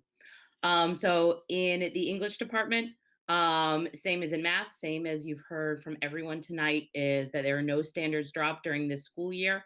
There are no benchmarks dropped during the school year. What we need students to know and be able to do, just like you've heard from the middle school, they need to be reading, writing, thinking, and collaborating. And I'm going to show you a little bit about what that looks like tonight. Next slide, please. So these are all of our standards. I wanted you to see everything that we do in the department. We won't go over all of these tonight, though. What I did want to point out is standard number 5. This was the standard that we were most afraid of going into this new school year. So standard number 5 talks about students having conversations and students collaborating with one another. And that for the English department is where we really find the magic happens. That's what we love most, is when students can read and they can talk about it and they can come in with anything going on in the world and discuss it and synthesize it and write about it. But how do you do that in a year where we didn't know what it was going to look like, where we thrive on sitting in a circle and talking it out, and now everyone is faced forward, and we were so afraid that we would be Charlie Brown's teachers all day, every day. And there's nothing like killing a student's love for learning and love of books if they are not having any fun in class. So I pull out number 5 because we were most afraid of it. I think the kids were probably afraid of what collaborating in an English class was going to look like. And I'm most proud of the work that's been put in to make sure that this standard is being met and exceeded in all of our classes. Next slide, please. So what I have here is I've pulled out the grade level benchmarks for each year, 9, 10, 11, and 12, and sort of what collaborating and conversation looks like for each grade level. Like I said, everyone knows what that looks like in an English classroom because we can just talk. But in a year where we're hidden, our mouths are hidden, and we can't look each other in the eyes and we can't just talk sometimes, I wanted to give you an idea of what that looks like in a pandemic. So in our synchronous remote meets, we have Google Classroom. We were so excited when Google Classroom added the features, added the poll features, added the breakout features. Those have helped us enormously because it gives students a real sense of normalcy. When I say, okay, we're going to do a think, pair, share, every student knows what that looks like. They've done it in the 9th grade. They've done it in the 10th grade. When I get them in 11th grade, they're like, great, think, pair, share. It doesn't matter that we're remote. They still know what that looks like. And we now have the technology that we can support that. Even in the chat box, that's something that we're really trying to build students' confidence in the chat box, because not everyone feels confident talking out loud on a meet. And that's something that we understand and respect, because it still feels a little bit weird for us too. So telling students, if you don't want to say something out loud, put your thoughts in the chat. 2 birds with 1 stone, you're writing, you're collaborating, and you're writing at the same time. It's fantastic. Synchronous in person, that's where we get closest to what things look like. But again, where we can't look at each other in the eyes and we can't have that one-on-one connection, we're able to have more guided teacher conversations. So we're in the classroom, typically, we like to step back a little bit and let students collaborate on their own without us butting in, even though we tend to want to sometimes. This year, we've really provided them a little bit more structure in teacher guided conversations, seeing as the students can't look at one another. Using the pair decks and the near pods have really helped us keep students engaged. Having students with those Chromebooks in front of them, it seems counterintuitive because we don't love it when they're on the screens all the time, but they can draw pictures in response. They can put words in response. We can do polls on the screen so that everyone can see what their peers are thinking without having to have a traditional conversation, even though would love to get back to that soon. On those asynchronous days, again, what other people have talked about, we're a little afraid of asynchronous days because we want to be with the students all the time. And how in the world can we collaborate when I'm in class and the students are at home? But we've been able to work around that too, so that students don't feel as isolated. That's something that we hear over and over again in the news and in our classrooms, that when students go home and they can't have that one-on-one time with us, that they're really lonely and they're isolated and they really want to talk about anything, even if it's a book they didn't like. They'd rather talk about it than sit in their rooms all by themselves. So on those asynchronous days, we've really been able to have them collaborate using Google Docs, Google Sheets, Google Slides. We found that students can set up individual meets. I don't know anything about video gaming, but I know that I had a group of students last trimester who used to meet with their video game headsets on, and they'd say, well, we helped each other over Xbox. And I said, I don't know what that means, but I'm so glad that you're there for each other and that you're having these conversations. And then Flipgrid and other types of videos where students can leave comments for their classmates, where they can get a little bit more normalcy and just talk about something, even if it's just on a video for us to watch later. So those are all the ways that we've been able to manage conversation and that collaborative piece, which is the basis for all of our thinking and writing. So this slide just tells you all of the other technologies that we've been using, same as all the other departments. And even more, every day we're learning new tools that we didn't know existed. And we're figuring out how to use those best in the classroom. And every time someone finds something new, we say, oh, how did we ever live without this? We're already thinking, as we're thinking about how can we help students right now with this tool? But man, it's going to be really great when things go back to normal and we have all of these tools in our toolbox to use in our regular school year. It's just going to add even more magic. Thank you. All right, it looks like I'm up. Again, thank you everyone for having us talk to you this evening. I'm going to talk a little bit about science. I'm Amy O'Terry, the Science Department Coordinator. Like the others have said, we have not cut any of our standards, but they have been adjusted. We did to kind of review standards that may have been lost from the spring, particularly looking at some topics that the 8th graders may not have covered A lot of the biology team went back and kind of did some formative assessments and some pre-tests to figure out what the students needed in terms of getting them caught up to where they needed to be for 9th grade. And the depth, we're not going into the depth that we've done in previous years. And really what that means is, additional activities, additional labs, things like that. We're covering the standards, we're doing the review and the revisions for the students, but we're not doing those extra nice to know activities that we may have done in the past. Some teachers have also done some rearranging of standards to help promote the continuity of the skills. So if we were teaching a science skill separate from science content, but you can find a place where that skill and that content kind of go together, just moving things around to make sure that, we're maximizing the time that we have. The teachers are working extremely hard to address concerns over the experiences that we've lost.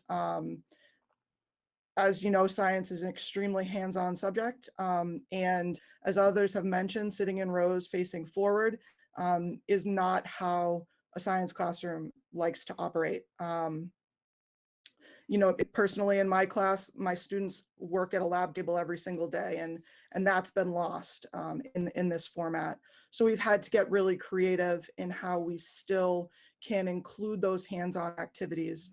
For example, I teach anatomy, and having to do a dissection, which is a huge part of my course.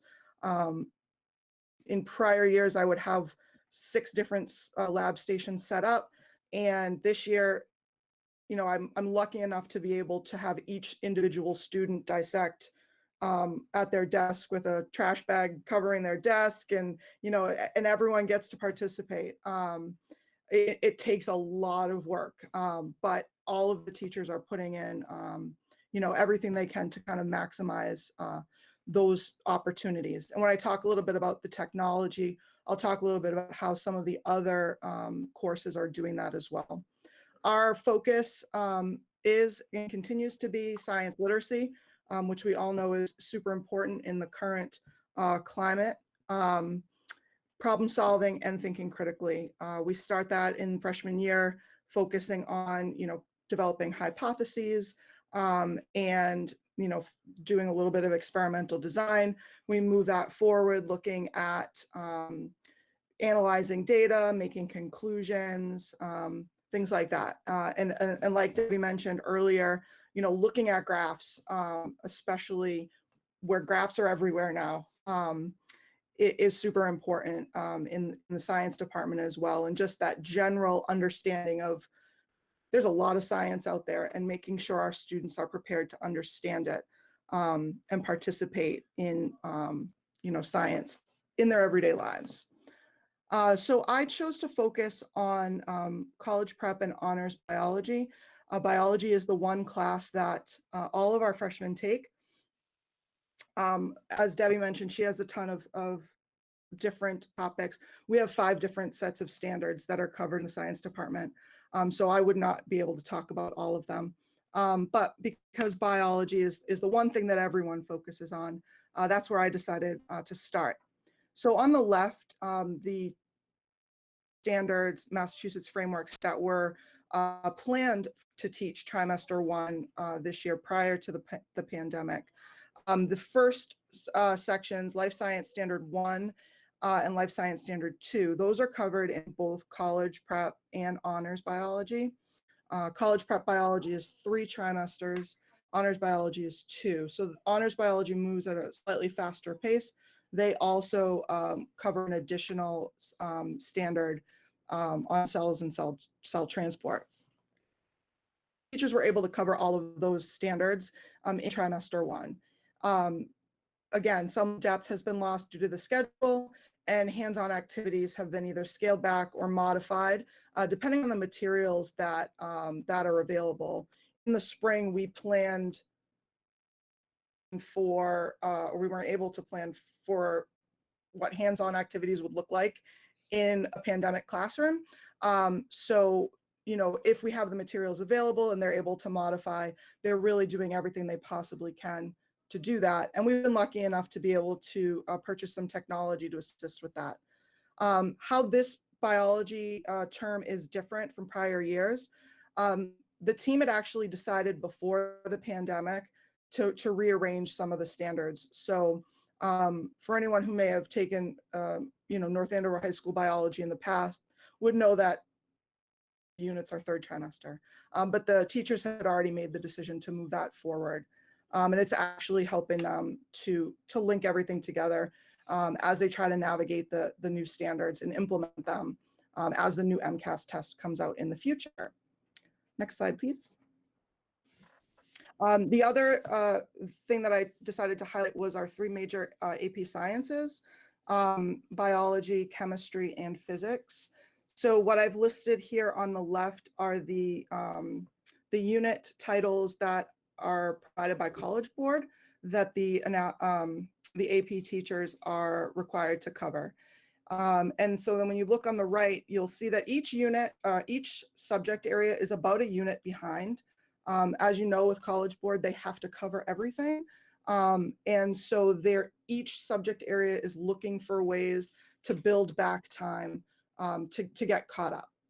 So for example, in biology, they usually cover evolution in trimester 1, but they're cutting back on the number of presentations that they're doing to make up time to cover that unit. Similar in chemistry and physics, they are a unit behind, but they're working and making adjustments to their what they would normally do in a day in order to make up time and get those units covered.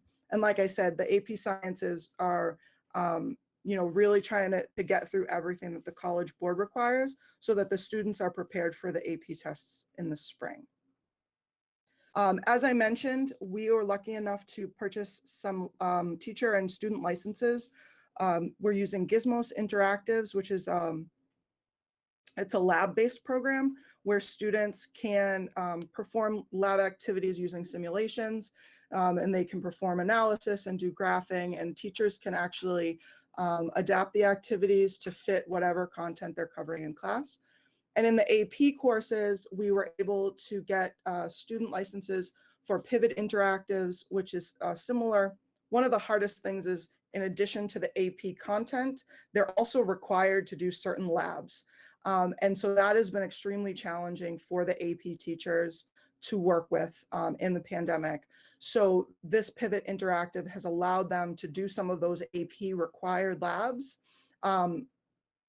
over simulations. The students are still getting the same content and the same, not the same experience, but the same ability to collect and analyze data as they would if they were actually able to do the lab in person. And then the other things I've listed are pretty similar to what the other coordinators have talked about in terms of Kahoots and Screencastify, Edpuzzle, and then the Google updates have been fantastic too. So thank you. All right, thank you. Nice job, everybody, so far. I'm going to do my best to channel my inner Brian Sheehy. For those that don't know, Brian, our history department chair, is a true scholar.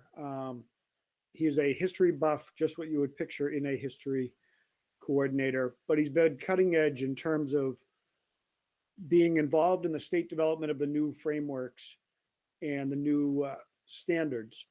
Because of his involvement, he's got the history department a couple steps ahead of most other high schools. For the past couple years, the history department is focused on historical thinking skills. And as we heard from the middle school, those skills are the basis of our new standards. So when it came time to start thinking about how we were going to teach history in this model, just like every other department, the history department had a great discussion about what's nice to know and what the kids really need to know. And at the end of their discussion, because of the focus on the skills, no standards or benchmarks need to be cut from the history curriculum. All of their work is around developing those analytical skills that historians use in the field. Jim, you can go to the next slide, please. the MAS frameworks are all based on these 10 guiding principles. And I'm not going to read them to you, but if you read through them, there's no historical events, there's no wars, they're all big picture principles. The history department has redesigned how kids learn history, and I guess all of education has, but we're going to be pretty egocentric and say that we did it. And they don't answer. If you think back to us in high school, when we learned history, we learned World War I, and you learned the causes of World War I, you memorized them, you spit them back, and then you moved on to World War II, and you never drew connections. Now kids answer questions like, why do wars happen? And they have to kind of draw upon their knowledge of, oh, World War I happened because of this, and World War II happened because of that, and they analyze all of their studies, and they bring it together to create a sound argument. So that new philosophy around the study of history and creating historians that are able to use their experiences from different disciplines and combine them into their cohesive thoughts is guiding the work of the history department. You can go ahead, Jim. So just like every other teacher in the district, the teachers in the history department have worked incredibly hard this fall. You know, the age-old history teacher that comes in, puts on his song and dance and goes home is long gone. The work the teachers have done this year to develop activities and assessments that fit into our model and drive kids to display their historical thinking skills has just really been unbelievable. Teachers are still focused on using primary and secondary sources. Mr. Teresi asked a question or made a comment earlier about kids having to have facts behind their arguments. That's what that primary and secondary sources does for kids. They take a document, they study it, they use it to prove a point. And then the core focus of our department has been the development of the historical thinking skills in our students so they can become independent and critical thinkers and informed citizens. Content is being adjusted. There's no denying that. There are experiences that we had in person that we can't do in this model. And just like every other discipline has found, the history department has found ways to have new experiences that are just as valuable. In one of our classes, Ms. Amy Rapone in real school runs a model where they have a 1950s dinner table, and it's Leave It to Beaver through that style in this model. But she has been able to use some of the things from the history lab to have kids share what it would be like to utilize. She brings the toaster down from the history lab, or she brings an old TV down, and the kids are able to write using the Google Meet in the breakout rooms and talk about what it would be like to have that dinner and to live in that time. The other thing that our teachers have done really well, and Brian has a nice slide on it, is think about how they use their sync days and their async days. Just like everybody else, they are struggling to find a way in our in-person model to have good, solid conversations with a back and forth where it's important that you see people's reactions and look at people. So what our history department has come up with is, in the classroom, our teachers delivering their traditional history instruction, focusing on developing core skills in person. So that's where you may actually deliver a little bit of content. They're using the async days to kind of review the material in the form of videos, but they're also creating online discussions to allow for that engagement. So they're using things like the breakout rooms, student-driven rooms, Flipgrid, things like that to have those discussions that are harder to do in person in the virtual settings. They're also doing a lot of full class discussions on our Wednesday remote days. So they're using their time super creatively and really stepping out of their comfort zone. You can go ahead, Jim. Most of the apps that you'll see there are things that, or technologies that the other departments are using. They have found huge benefits from the breakout rooms. They're able to peer edit and allow kids to take chances and relate to teachers. The other thing that the breakout rooms do is for that student that's a little nervous to put herself or himself on camera, they become more comfortable in that smaller setting. Instead of being in front of all 25 kids, they're in a group of 3, or they're one-on-one with the teacher, and it allows them to develop confidence to be on camera and talk. So the breakout rooms have just had a huge impact on our teaching and learning. I believe that's it, but go ahead, Jim. Yes. So I think that's it. I'll turn it back to Chet. You can wrap us up. Yeah, I think I'll turn it over to Lorene. She did a nice job last time, and before I'm sure we'll go around to see if anyone has any questions. All right. Great job. I just want to thank you all, and I just want to point out a couple of things that the teachers shared. Just that it's very clear that all the standards are still being addressed at the high school, albeit they may be addressed a little bit differently. And I think you saw examples of why certain standards were modified and how. For example, Deb Daly shared how the math graphs were being modified and the justification for that. I thought it was interesting with the English presentation that Dr. Paradise talked about the fact that she pulled the most challenging standard in a pandemic and really focused on that at each grade level and how that was being addressed for those students and how to really bring that love of literature and conversation and excitement and engagement into those classes. In science, Amy O'Terry shared the fact that how they used assessment, in particular with the biology, to make sure that they were clear on what skills may have been lost during the springtime where we were not prepared to teach in the ways that we have to teach now, and how they then address those skills. So I think there was a lot of very useful information shared in terms of what is happening at the high school and why and how things have been modified, and yet they are still making sure that the students get all of those standards addressed. So it's a lot of hard work. Again, teachers are learning, we're all learning along with the students right now. When you see that list of technology tools, a lot of those are new to these teachers, as well as to the students. So it's a lot of work, and I have the utmost respect for what is happening. So thank you. And I will turn it over to Helen now, if you would like to ask questions. I sure would. Let's take it through, and we'll start with Mr. Teresi.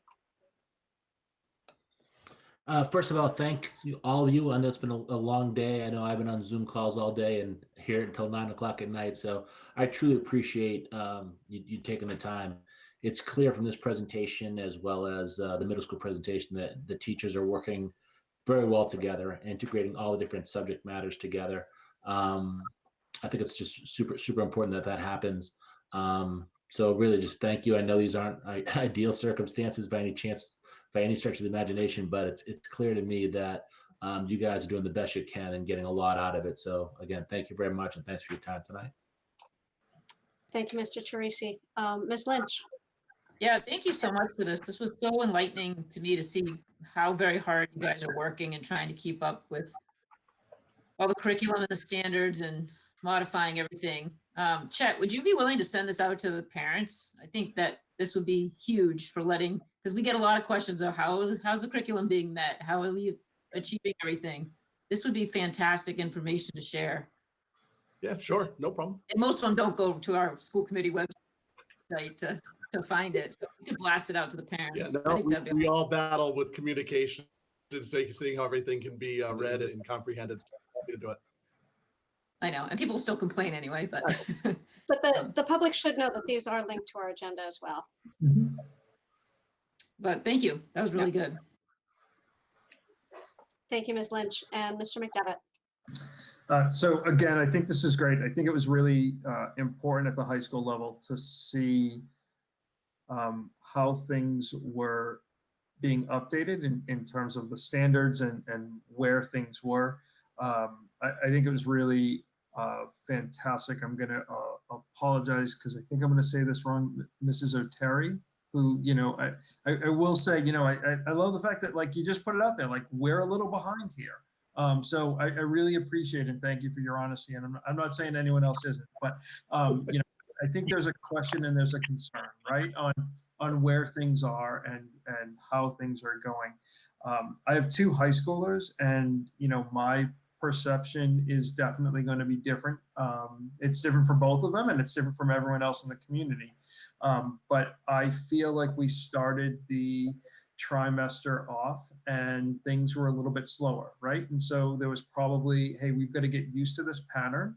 We've got to understand how things are working. You guys had to adapt, the students had to adapt, and everyone had to kind of pull everything together.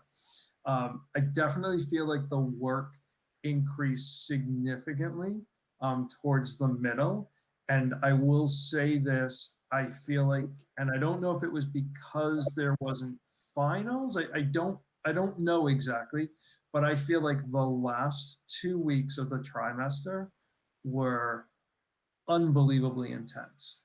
And I don't know if we were trying to get everything in so that we could close the trimester and complete the number of things, and maybe that's a result of kind of starting off a little bit slower.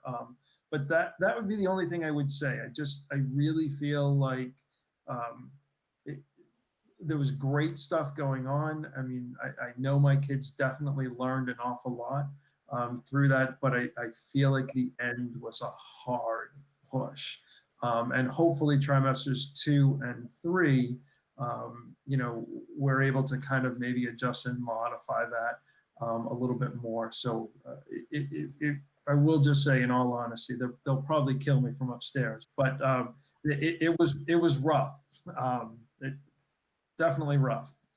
So, but thank you. I really appreciate the updates and the presentation, and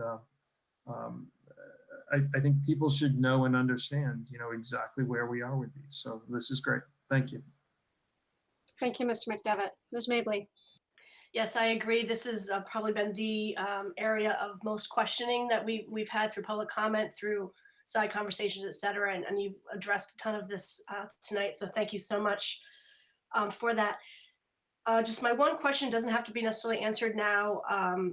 But we've had to see in certain places, we've decided not to go into depth on certain things. And I'm sure you've been very wise and strategic in choosing what those things are and what have you. But it's going to beg the next question that I'm sure we're going to get is, well, how do you know that that's not going to hurt my kid for the next class in the continuum and whatever the subject matter is?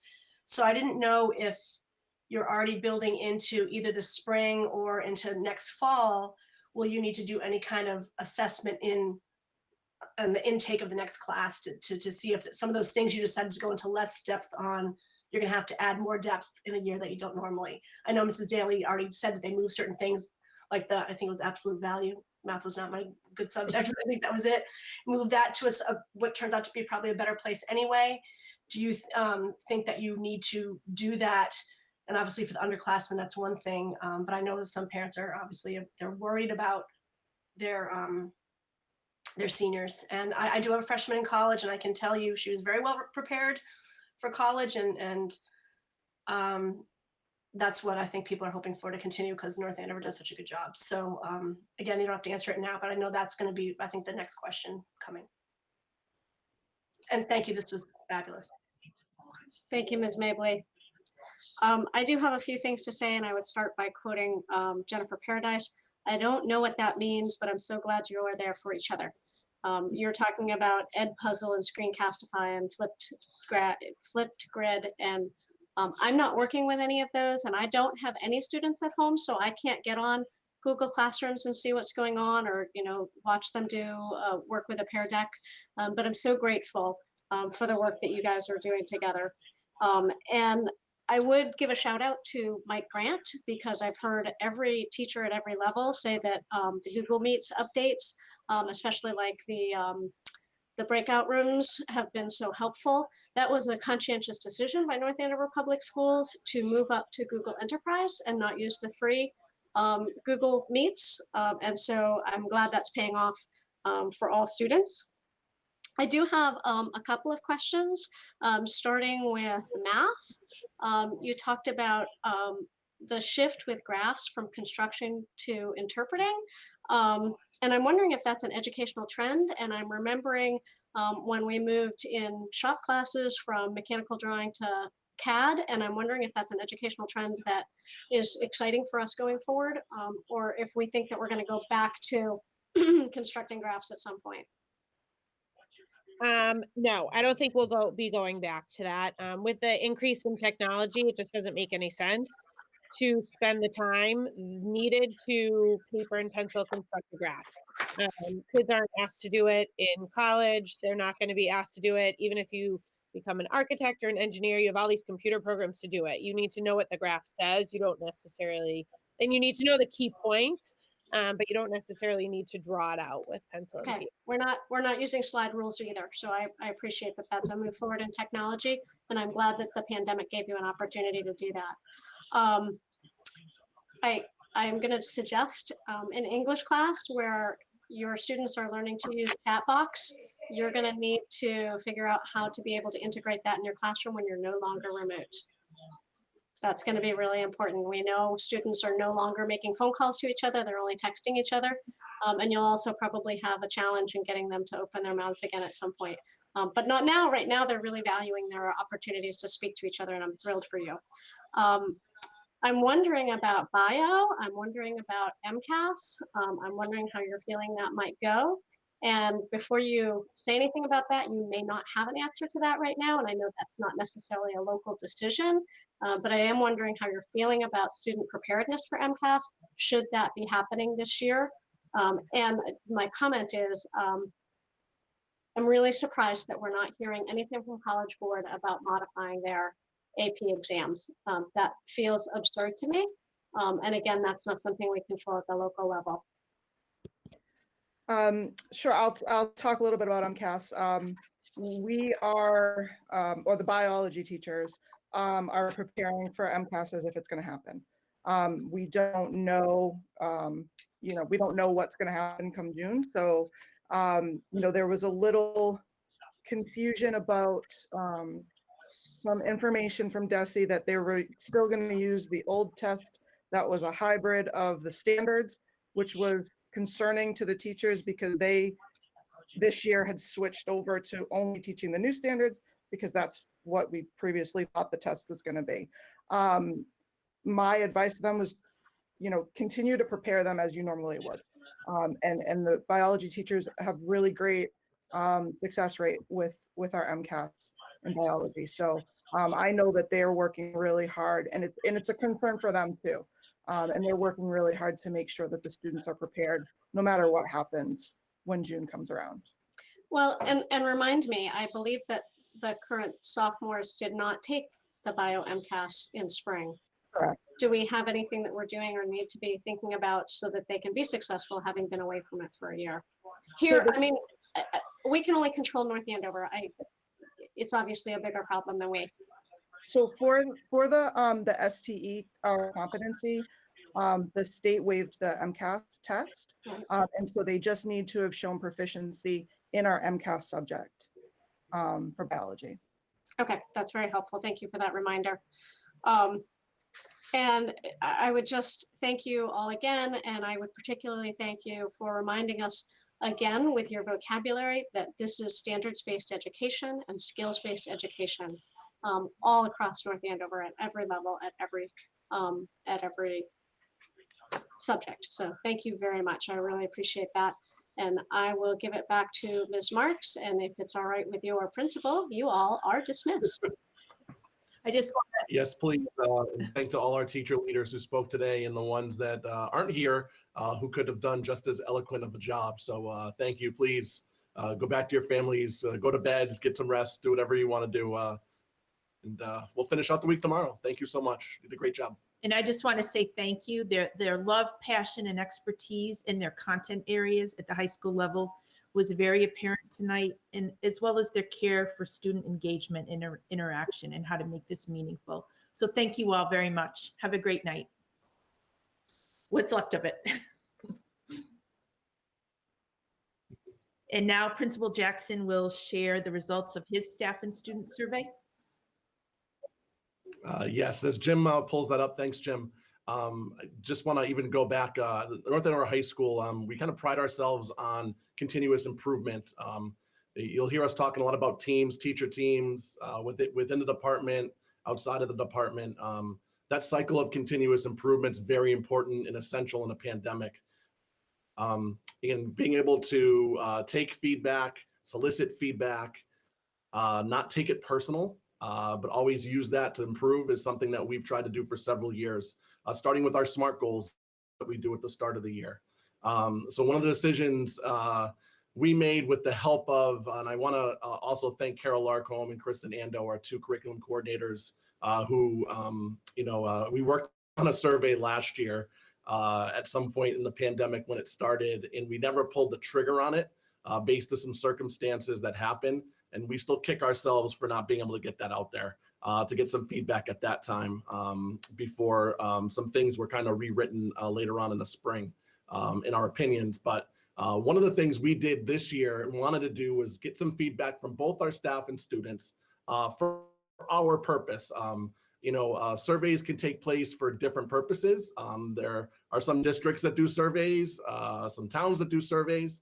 These surveys were actually done for our benefit, for our staff and our students. I kind of went through probably a 30-slide survey summary with my staff on Wednesday to go through it. I shared with them the results when we found out we were going remote again, because we wanted to kind of get some data that was very important. Mr. McDevitt talked about the period in there when we went remote, and we were hearing, is it too much screen time? Are kids getting loaded with work? That feedback was coming back, and the only way to find out is to go directly to the source. So we spent some time to get some data. I have a meeting with student council on Monday night to go over the student survey and the staff survey data with them comprehensively. So I look forward to that as well. I think it's very important that we model this. We don't know if what we're doing is right the first time in the pandemic. No one does. Even people that tell you they do, they really don't.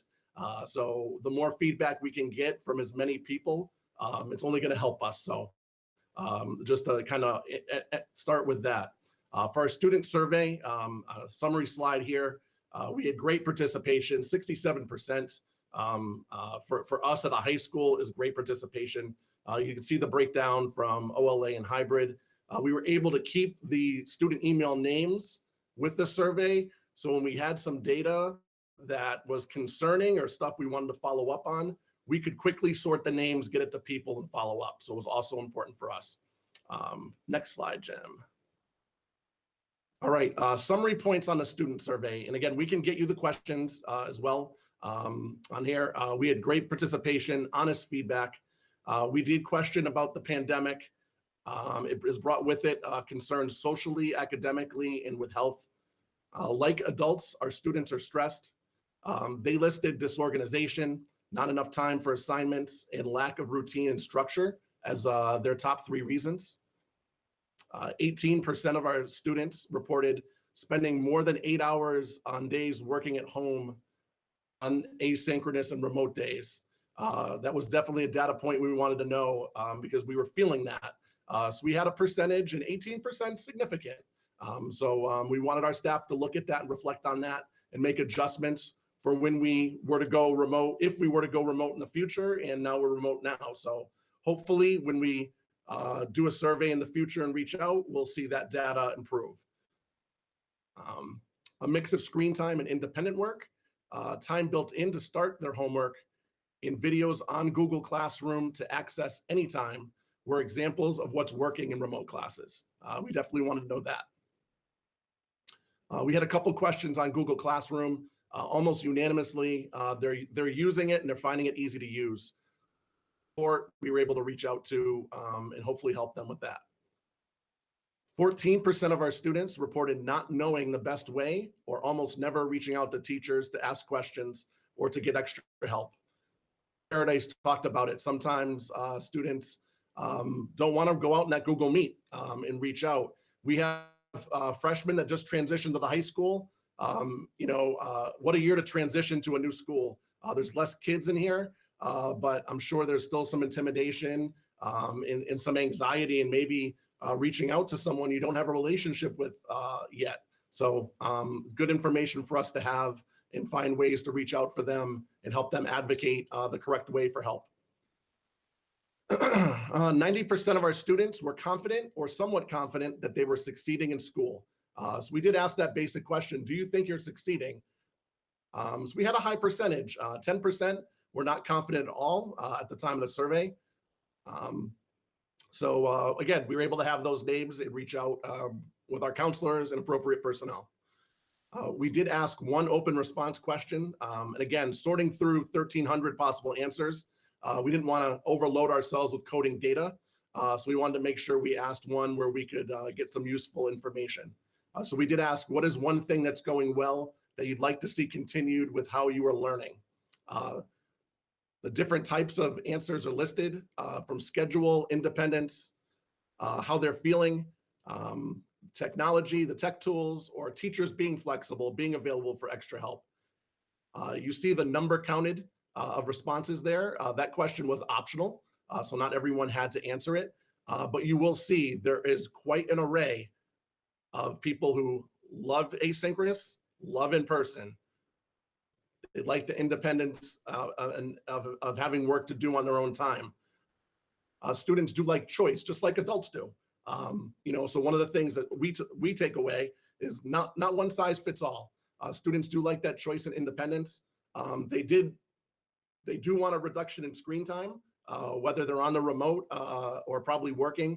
Anytime a kid can get away from that screen to do some work and learning is beneficial. I know as an adult on Wednesdays when I'm on my 3 or 4 meetings, it's hard. I'm squinting at the end of the day. So I agree with them. We want to review lessons, the amount of screen time and workload if we return to a fully remote period. And again, now we're here. So our staff was able to reflect on this. We were able to go over the results in detail.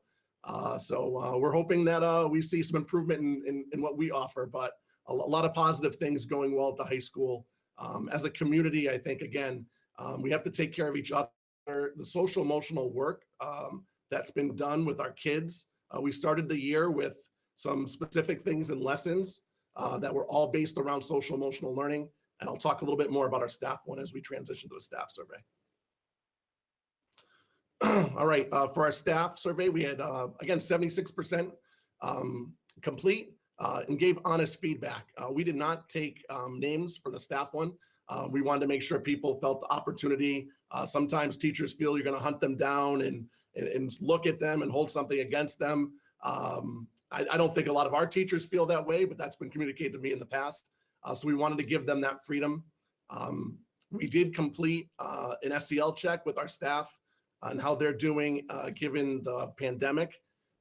Our SEL check was actually very positive.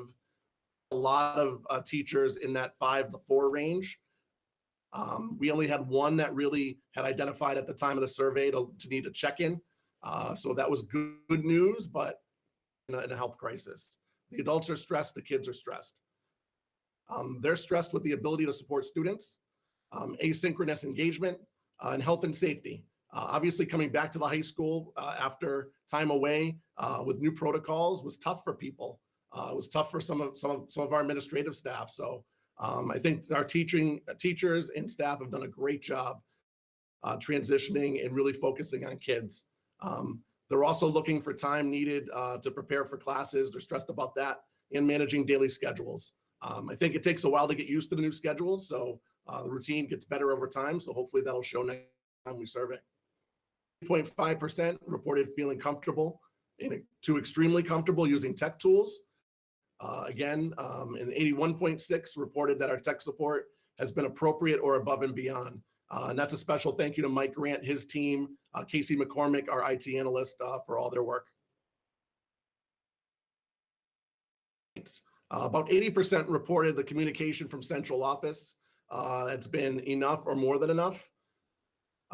Again, a little closer to home, 90.8% reported that the communication coming from myself and our administrative team has been enough, some more than enough. I think at all levels, everyone's made a concerted effort to communicate.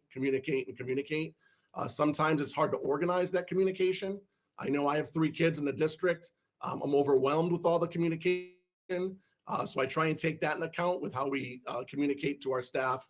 try and have some regular times like we do with our parents and things like that. We did ask a couple questions comparing the 2 weeks we were fully remote to the first 4 weeks of school in around homework and assignment completion. The rates, they definitely felt about the same, about 55%. More reported it being better in the hybrid versus better in the remote. When we asked about student engagement, as the lights go out behind me in my office, I apologize, but about 37.9 reported about the same, 0.4% better in the hybrid. So that one really goes to the PD needs for our students and our staff, really getting used to the technology with our Google Meets and things. Let me see if I can get the lights back on here. There we go. All right. You got to clap twice, Chad. Say that again. You got to clap twice. Lights on. Yeah, I wish. It's that sensor on the other side of the room. I got to throw something. Some open response questions. What PD supports do they need? Again, engagement strategies, planning time, tech PD in the classroom setting were identified the most. Obviously, looking to engage in that remote environment are things that our teachers are still craving. We did ask them for a suggestion to improve the experience for staff and students. Overwhelmingly, 16 talked about the students having the cameras on during the Google Meet. High school level, the kids can shut off that camera. They're going to try and do it, especially early in the morning. I'm sure they're in their rooms, they're in their areas, and they want to have that protection of privacy as well. It can be a very lonely experience for a teacher teaching 4 periods to a blank screen. It's hard to get that engagement. One of the things we did is we sent out some language. I included it in my parent update about the camera use for try 2. It's a little early, 4 days in, but we're going to kind of just look and see. I'd have some teachers reported increased use of the cameras on. So we'll continue to engage our kids and hopefully get more cameras on in an appropriate way. Teachers, one thing that's going well that they'd like to see continued this year, and again, this is to highlight some silver linings you can take away from a pandemic. We have building responsibility blocks in the hallway.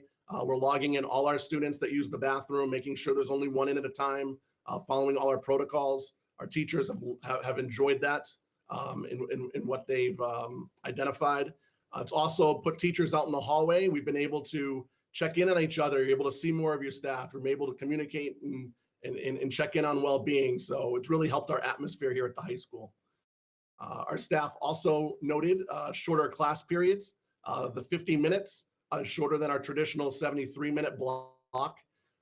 We had some teachers definitely identify that being a more appropriate time for them and used to keep kids engaged. Noted that the support from each other or from the administration, again, we're out in the hallways, we're leaning on each other for support. So that came out in the survey. Our teachers do love that option to work from home on Wednesday that we've had for 2020. So we want to pass that along as well. That came out in the survey. Here has been better overall. Our hallways are as quiet as they've ever been. We had 4 teachers definitely say the hybrid schedule, they've enjoyed it so far. So information for us moving forward, both short-term and long-term.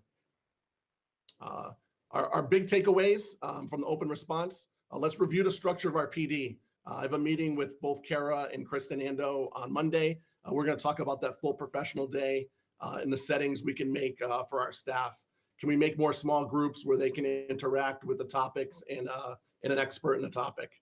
We have someone from Pear Deck coming in, which I think was mentioned last meeting. We want to create some opportunities for a jigsaw method to be used where an expert from one department can go learn something and report back out in their department. How can we get more information to more people in an efficient way? Challenges for us administratively with PD. Better support with the camera on. It was a concern based on the numbers. We've already started to identify a solution for that. We'll continue to monitor that as well. And we don't want to forget to find opportunities for us to be together as a community. Our staff really likes being together. We miss our packed breakfasts and lunches. And a special thanks to our PAC, if anyone's watching. They did send in some individually wrapped candies in a bag that we were able to put in teachers' mailbox and get to them in a safe way. So we have been able to try and mirror some of those supports as well. We want to communicate accurate and clear data around health and safety and work with the district administration. Cheryl Barzak's been wonderful. George mentioned our nurses. Definitely having that count on our school website has helped our staff and having that data available. But in summary, there's many silver linings to the schedule that's created. When I talk about NEASC in a minute, you'll see some things that come out of that report that we can look at short term as well. But we're going to continue to reflect and try and get better, I guess is my overall takeaway. Right, Helen, if you'd like an opportunity for question. I would love that. And I will start with, at some point I just write down all their names. I mean, I just have to appreciate again, that everybody's here. And I just want to stop for a second and thank these committee members who are here for hours upon hours, and we're out on Monday night as well. And it's just really tremendous. So I thank you all for that. And I will start with Mr. Teresi, if you would like to ask a question or make a comment. No, I don't have any questions. The hour is late. We still got a long way to go on the agenda. But Chet, very great job with the whole presentation. The team that you built over there is obviously doing the best job they can under the circumstances. And I just love the fact that they've kept up their enthusiasm during some real difficult times. So congratulations to you and thank you. Oh, thank you. Thank you, Mr. Teresi. And Ms. Lynch. I agree, Chet. Thank you. This was very helpful. And I enjoyed it. No, thanks. Good job. Thank you. Mr. McDevitt? All right. So just very quickly, I mean, I love that the student survey and the staff survey was done and put out there. I would, obviously just encourage you to redo that, right? And see how things are going, middle of trimester 2 and 3, and at different points, right? Because I think that that's going to be really important for us to kind of hear out from you. And the other thing that I think you said, I forget exactly where on your slides, but, a reduction of screen time, right? I mean, these in all of our classes, not just at the high school, middle school, but even down to the elementary, the things that we can do to reduce some of the screen time. And I know that, at the high school level, they're probably writing and submitting more things that are out there. And so it's probably a little bit harder with some of that, but, I do worry an awful lot about the screen time. And just the blue light that's kind of coming off of them and the risks that we have. So the more that we can kind of think about some of those things, and I see Mrs. Marks nodding, I think in agreement, I don't know, maybe not. But it is definitely a concern. And I think, it's not just a concern for the kids, but the teachers as well, who are not used to, as I think you said a number of times, teaching to a computer screen. And, they're definitely doing that right now. So, but thank you. You're welcome. Thank you, Mr. McDevitt. Ms. Mabley. Yes, thank you. The whole evening's been excellent. I particularly like the 2 sets of surveys and the results. I appreciate that. I think it's pretty interesting the student feedback on asynchronous, right? We've heard a lot. We hear more from parents than we do from kids, and there's been a lot of concern about that. And that survey a little bit does echo. I ran into a junior that I know way back in beginning of October, and without my even asking him, he said, "I got to tell you, I really like this hybrid." I'm like, "Oh yeah, well, what's that? And why?" And he said, "I feel like I'm being treated to be responsible for what I need to do on the days that I'm asynchronous, and I can decide how to best get done what I'm supposed to get done. And I feel like I'm getting ready for college because of that." And I thought that was really interesting to hear. He just as easily could have said, because I like to sleep till 11:30 and crank through my work and not try hard. I mean, that was not what his desire was. He felt like it gave him a level of responsibility. And again, that's one kid unsolicited. I thought that was interesting that, some of the data does say that there are other kids who appreciate those days. So that was interesting to me. A little surprising, but I'm glad to see it. Thank you, Ms. Mabley. I would just say a couple of things. One, I love that the unexpected positives are coming forward. That North Andover High School teachers did not have duty before, and that they're finding that a positive thing for themselves and the school community, for the students. I think that's exciting. I love that you're experimenting with different class sizes. Having been a high school teacher, I cannot imagine being 72 minutes in a class. I taught 60-minute classes, I taught 45-minute classes, I taught 50-minute classes. I've never taught 72 minutes, and so I'm glad that you're having experiments, because who knows what the future is going to hold.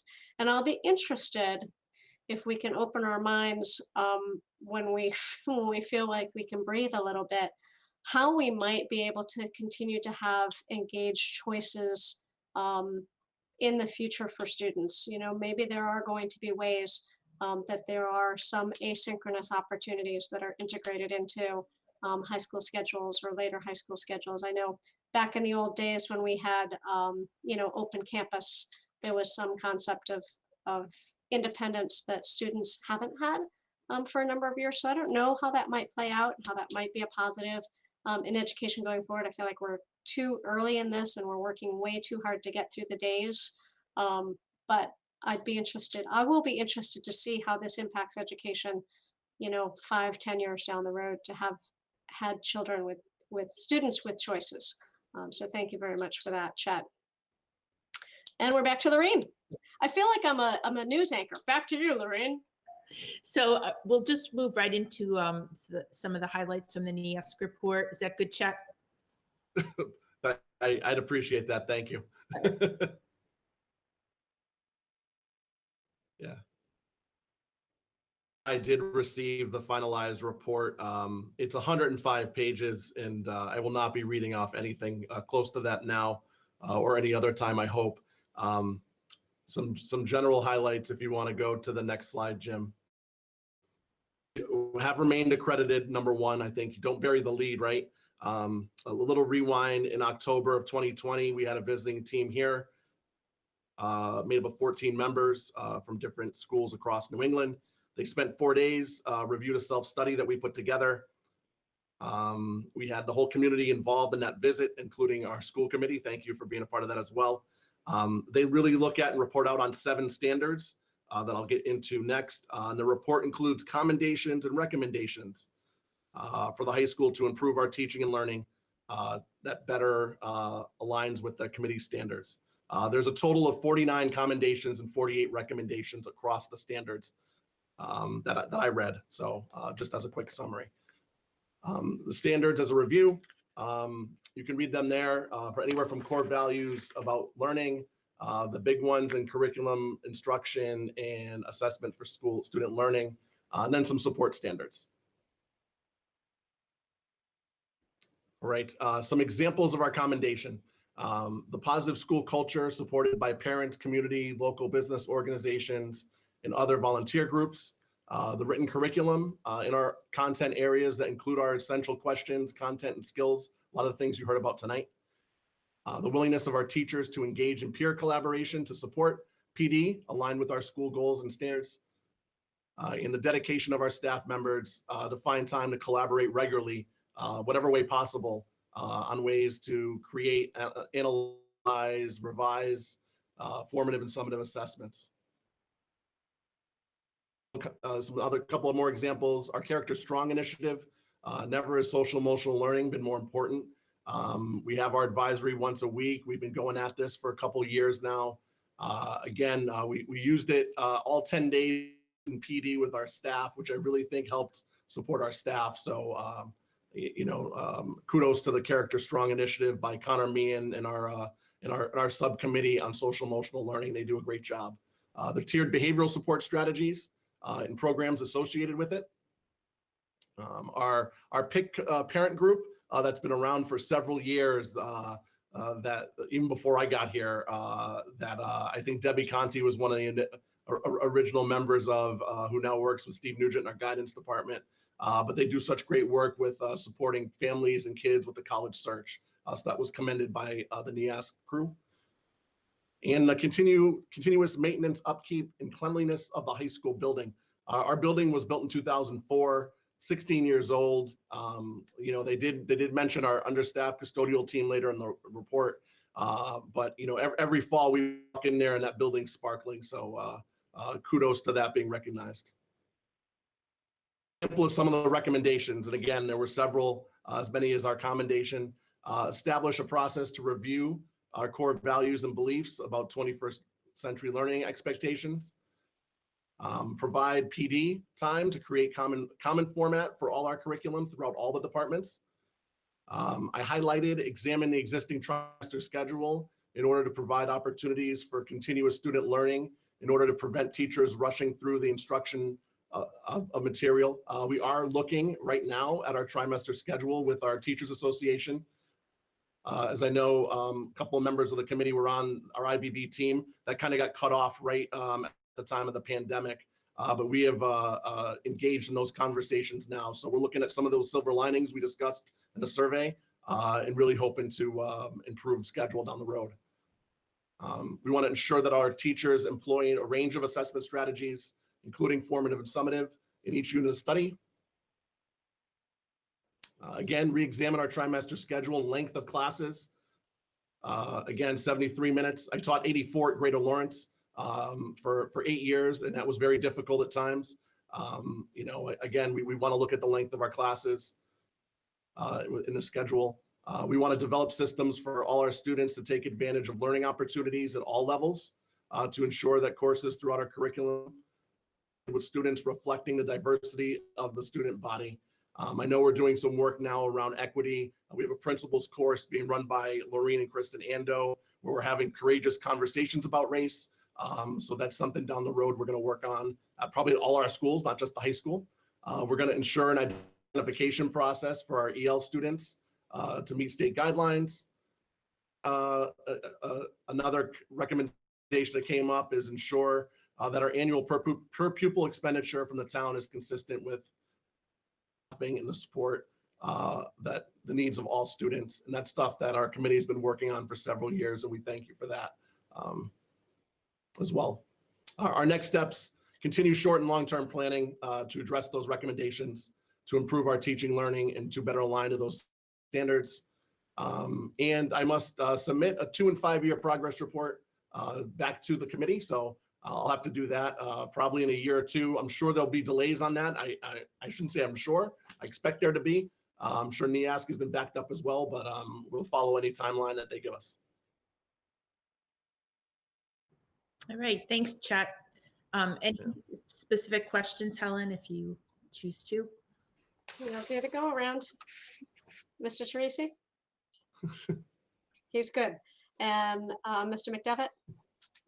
None at this time, but we will, Dr. Mealy or Chet, will you guys be sending out the full document to us? Yes, I have it, and Dr. Gilligan has it as well. We'll get it. Yeah, we'll get it to you 100%. Is that just to us or to the whole community? No, it's made public. I know a public comment came in. That document can be made public. Okay, terrific. Thank you very much. Ms. Lynch? That was my question too, so thank you. Okay, Ms. Mabley? I'm just flabbergasted. They actually made a recommendation about our per pupil spend. They did. That's pretty fascinating. Thank you. You're welcome. On behalf of them, thanks too. Okay, so Ms. Marks, anything further? No, just a final thank you to the school committee for being present. As I warned you ahead of time, it was lengthy. We tried to have people kind of give the highlights of the slides. It's secondary level. You get a lot of courses, a lot of things going on. So thank you for your presence and your attention and your support of the teachers and administrators. It is greatly appreciated. You bet. Thank you. And I would say, you know, I know teachers are really used to working with kids in their subject and presenting, you know, to the public in this sort of a way. They've really stepped up, and I really appreciate that they did that, you know, in addition to the long day and all the blah, blah, blah, blah, but they stepped up to a new scale. So I hope that they really feel good about that. Mr. Jackson, I think you are free to go. Well, thank you. Have a great night, everyone. I appreciate the time and opportunity. Thank you. Thanks, Chet. Okay, what's next? Dr. So Mealy? continuing with the longest superintendent's report ever, we do have some announcements that we need to make. For one, I want to announce that there will be school tomorrow in person. So all those cohorts who are regularly in on Friday will be in person tomorrow, driving around before the meeting. The DPW, as they always do, and our custodians have done a very good job allowing us to have in-person school tomorrow. So I will be sending an email out after the meeting as well to the community. I also want to announce that Dr. Gilligan has allowed me to share, because rumors are flying, worrying about Dr. Gilligan, but he has allowed me to share that he had back surgery that he had put off for way too long, and finally had to have it done. He's recuperating nicely and will be back before we know it. Some other announcements. Mika talked about high school athletics, kind of let the cat out of the bag, although an announcement went out earlier anyway, but just so that if somebody doesn't already know, we will be starting up high school athletics on Monday. So we're happy that we're able to, that we've worked with Brian LaGrasse from North Andover Public Health Department, and Cheryl Barzak, our Director of Nursing, and based on the guidance from DESE and the Governor's Office, boys and girls basketball, girls hockey, skiing, and gymnastics will all be able to begin tryouts on Monday. Boys hockey players who are still going through the protocols, because we had the exposure of a lot of our high school hockey players during one of their leagues. So a decision on boys hockey will be made independent of this decision.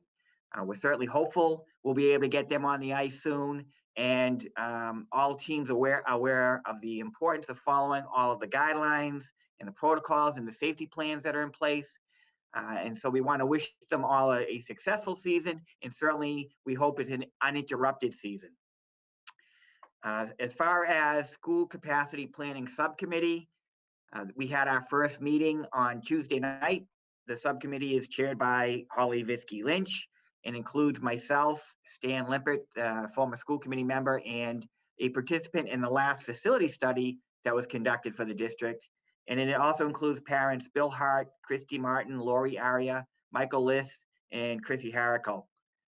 The purpose of the first meeting was just to lay the groundwork for what we'll be doing, including reviewing the initial models and cost estimates that we have, that the consultants have put together for us, determine the means and forums through which we'll solicit public input, which is going to be critical to the process, determine what we want from the needs assessment, which will also be critical. And as Superintendent Gilligan keeps saying, the needs are what will drive our decisions. And we established our timeline for presenting the various options to the school committee. So the school committee can then have a recommendation for the facilities master plan phase 2 committee in time for the May 2022 town meeting. What else did I want to talk about? I want to talk about air quality report. TRC, we had talked about the consultants that we had come in and do the testing for the safety of our buildings, and including air quality. Said they would conduct a second round of air quality testing at all our buildings with people in them. They had conducted the first ones prior to us starting school. So I'll be posting the full report on our website. It's been shared with the union leadership, and they highlighted 2 things they wanted to make us aware of, but they are not concerns. Overall, they said that our buildings remain safe for occupancy. They did see some higher levels of VOCs, which are volatile organic compounds, in a few of our buildings, and that didn't surprise them, and it didn't concern them either. Basically, that's a result of increased use of sanitizer and disinfectant. And so their recommendation with regards to that is to continue to ensure that the products we're using are safe through the MSDS, which are material safety data sheets in all of our nurses' offices. Those are available. We do monitor that. And then also making sure we continue to allow as much drying time between disinfecting as is possible. And we continue to do that. In a handful of classrooms out of the 89 that were measured had higher levels of CO2 than some of the other rooms, but certainly still within ASHRAE guidelines. But just something they suggest we have our facilities department take a look at to ensure the system is functioning as efficiently as it can be. Again, there was nothing in their test results that concern them. And like I said, it has been shared with union leadership and will be shared with the public on our website by tomorrow. And I think that was it. Ms. Marks, did you have anything else you were going to add? No. Okay. All right. So I can see all your faces. Is there anybody who wants to ask any questions? Raise your hand. And nobody does, so we'll move on to our next item. Thank you very much. It makes it seem like Dr. Gilligan doesn't speak so much when we have that long of a report. So the chair's report, I just have a couple of things that I want to report out. One, again, I thank the members for coming to the tri-board meeting on December 14th. We were told that that hadn't happened for a dozen years, and it did give us an opportunity, along with the select board and the FinCom, to hear and discuss the town manager's 5-year financial forecast, the capital improvement plan, the facilities master plan 2, which will include the school projects that Dr. Mealy just talked about. So if anyone in the public missed that, it is recorded and on North Andover Cam, and I would encourage you to have a look. And the agenda with all the reports attached to it are on our website. I want to report out to the community. I'm pleased to say that our executive session just before this session, the school committee unanimously approved an updated MOU with the Teachers Association and the North Andover Professional Services Association, which is our teaching assistants. And it was just really one item, which was an extension of the provision of the Families First Act for leave in case teachers need to quarantine. That was, oh, you guys just disappeared on my screen, but you seem to be back. I don't know why. Anyway, that was an act of Congress that was set to expire or sunset on the 31st of December. We have extended what was in the prior MOU, which we will review by the end of February. And it may again be acted on by Congress. I think it's funny that we are literally waiting for a specific act of Congress in negotiations with our teachers union. So that's exciting to report that we came to that agreement. And then I would just make the public aware that we are meeting remotely tonight, in part because of the snowstorm. But I've also asked for guidance from our council about whether or not we should be meeting remotely, in part because of the 9:30 dispersal order from the governor that's currently in effect. We would have had to leave before our meeting was completed if we were in person. So we wouldn't want that to happen to us, although we don't really try to have meetings that go this long. There's just an awful lot that we need to know and that the public needs to know about right now. I don't know if there's some way that we should be doing this in an asynchronous learning experience where we maybe watch the videos at our own time and then come back together. But it is important. I mean, when we went around and asked if there were questions, a lot of us did have a question or two. And so that synchronous opportunity does seem to be important. So again, I just thank the committee. And all of this information that I just shared is also in the nightly news, which I think is going to be distributed before the holidays as well. Questions? Moving right along. Old business, Jim. Yep, let me just start presenting while I'm getting this. I will say it's probably a good thing you didn't have to be in the building tonight because the lights went out on Principal Jackson and the heat has gone into night mode here at central office. So I'm expecting to start seeing my breath here. Okay, so the budget status report, unless it's available as a link on the agenda, but it really hasn't changed. We were 3% less than last year, last month, and we are holding at that, and everything else remains the same. A reminder, the funding for COVID expenses through the CARES Act and the grant that we got sunsets or ends on December 31st. We're still hopeful that something will happen. And if not right away, at least at some point after the new year. So we'll see what happens there, but really not much has changed with us. Any questions from the committee members? I see heads shake. So we are on to our next agenda item, which is new business. So we have the annual report from the CREST Collaborative. The SEAM Collaborative has not put that up. I'm not going to go through the annual report with you all. I did have given you some updates through the year, but the annual report is available for you to review. You probably remember CREST has about a dozen programs, and they have been serving in person since July for those students who wish to be in person, and they're also continuing with an OLA type program. They don't call it that, but that's available for students who don't wish to. I will report that the financial stability of the collaborative is in excellent shape, and for the second year in a row, North Andover will be getting a credit to use towards services that we engaged this year. That's because the rules and regulations of the collaborative is they can only keep a certain amount of money.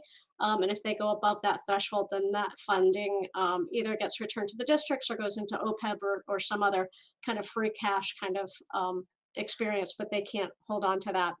But the big and exciting news from the collaborative is that they are in the process of moving right now. Their first moving trucks were scheduled to come today to move to Andover to Shattuck Road. They've done the build out of that facility, and they have sold a facility that they had in Methuen. So all the programs will be moving over there. And today's snowstorm did not, it switched up some things that they were going to do at the beginning and that they're going to do at the end instead. So if you have any questions about the CREST Collaborative, I hope you'll let me know.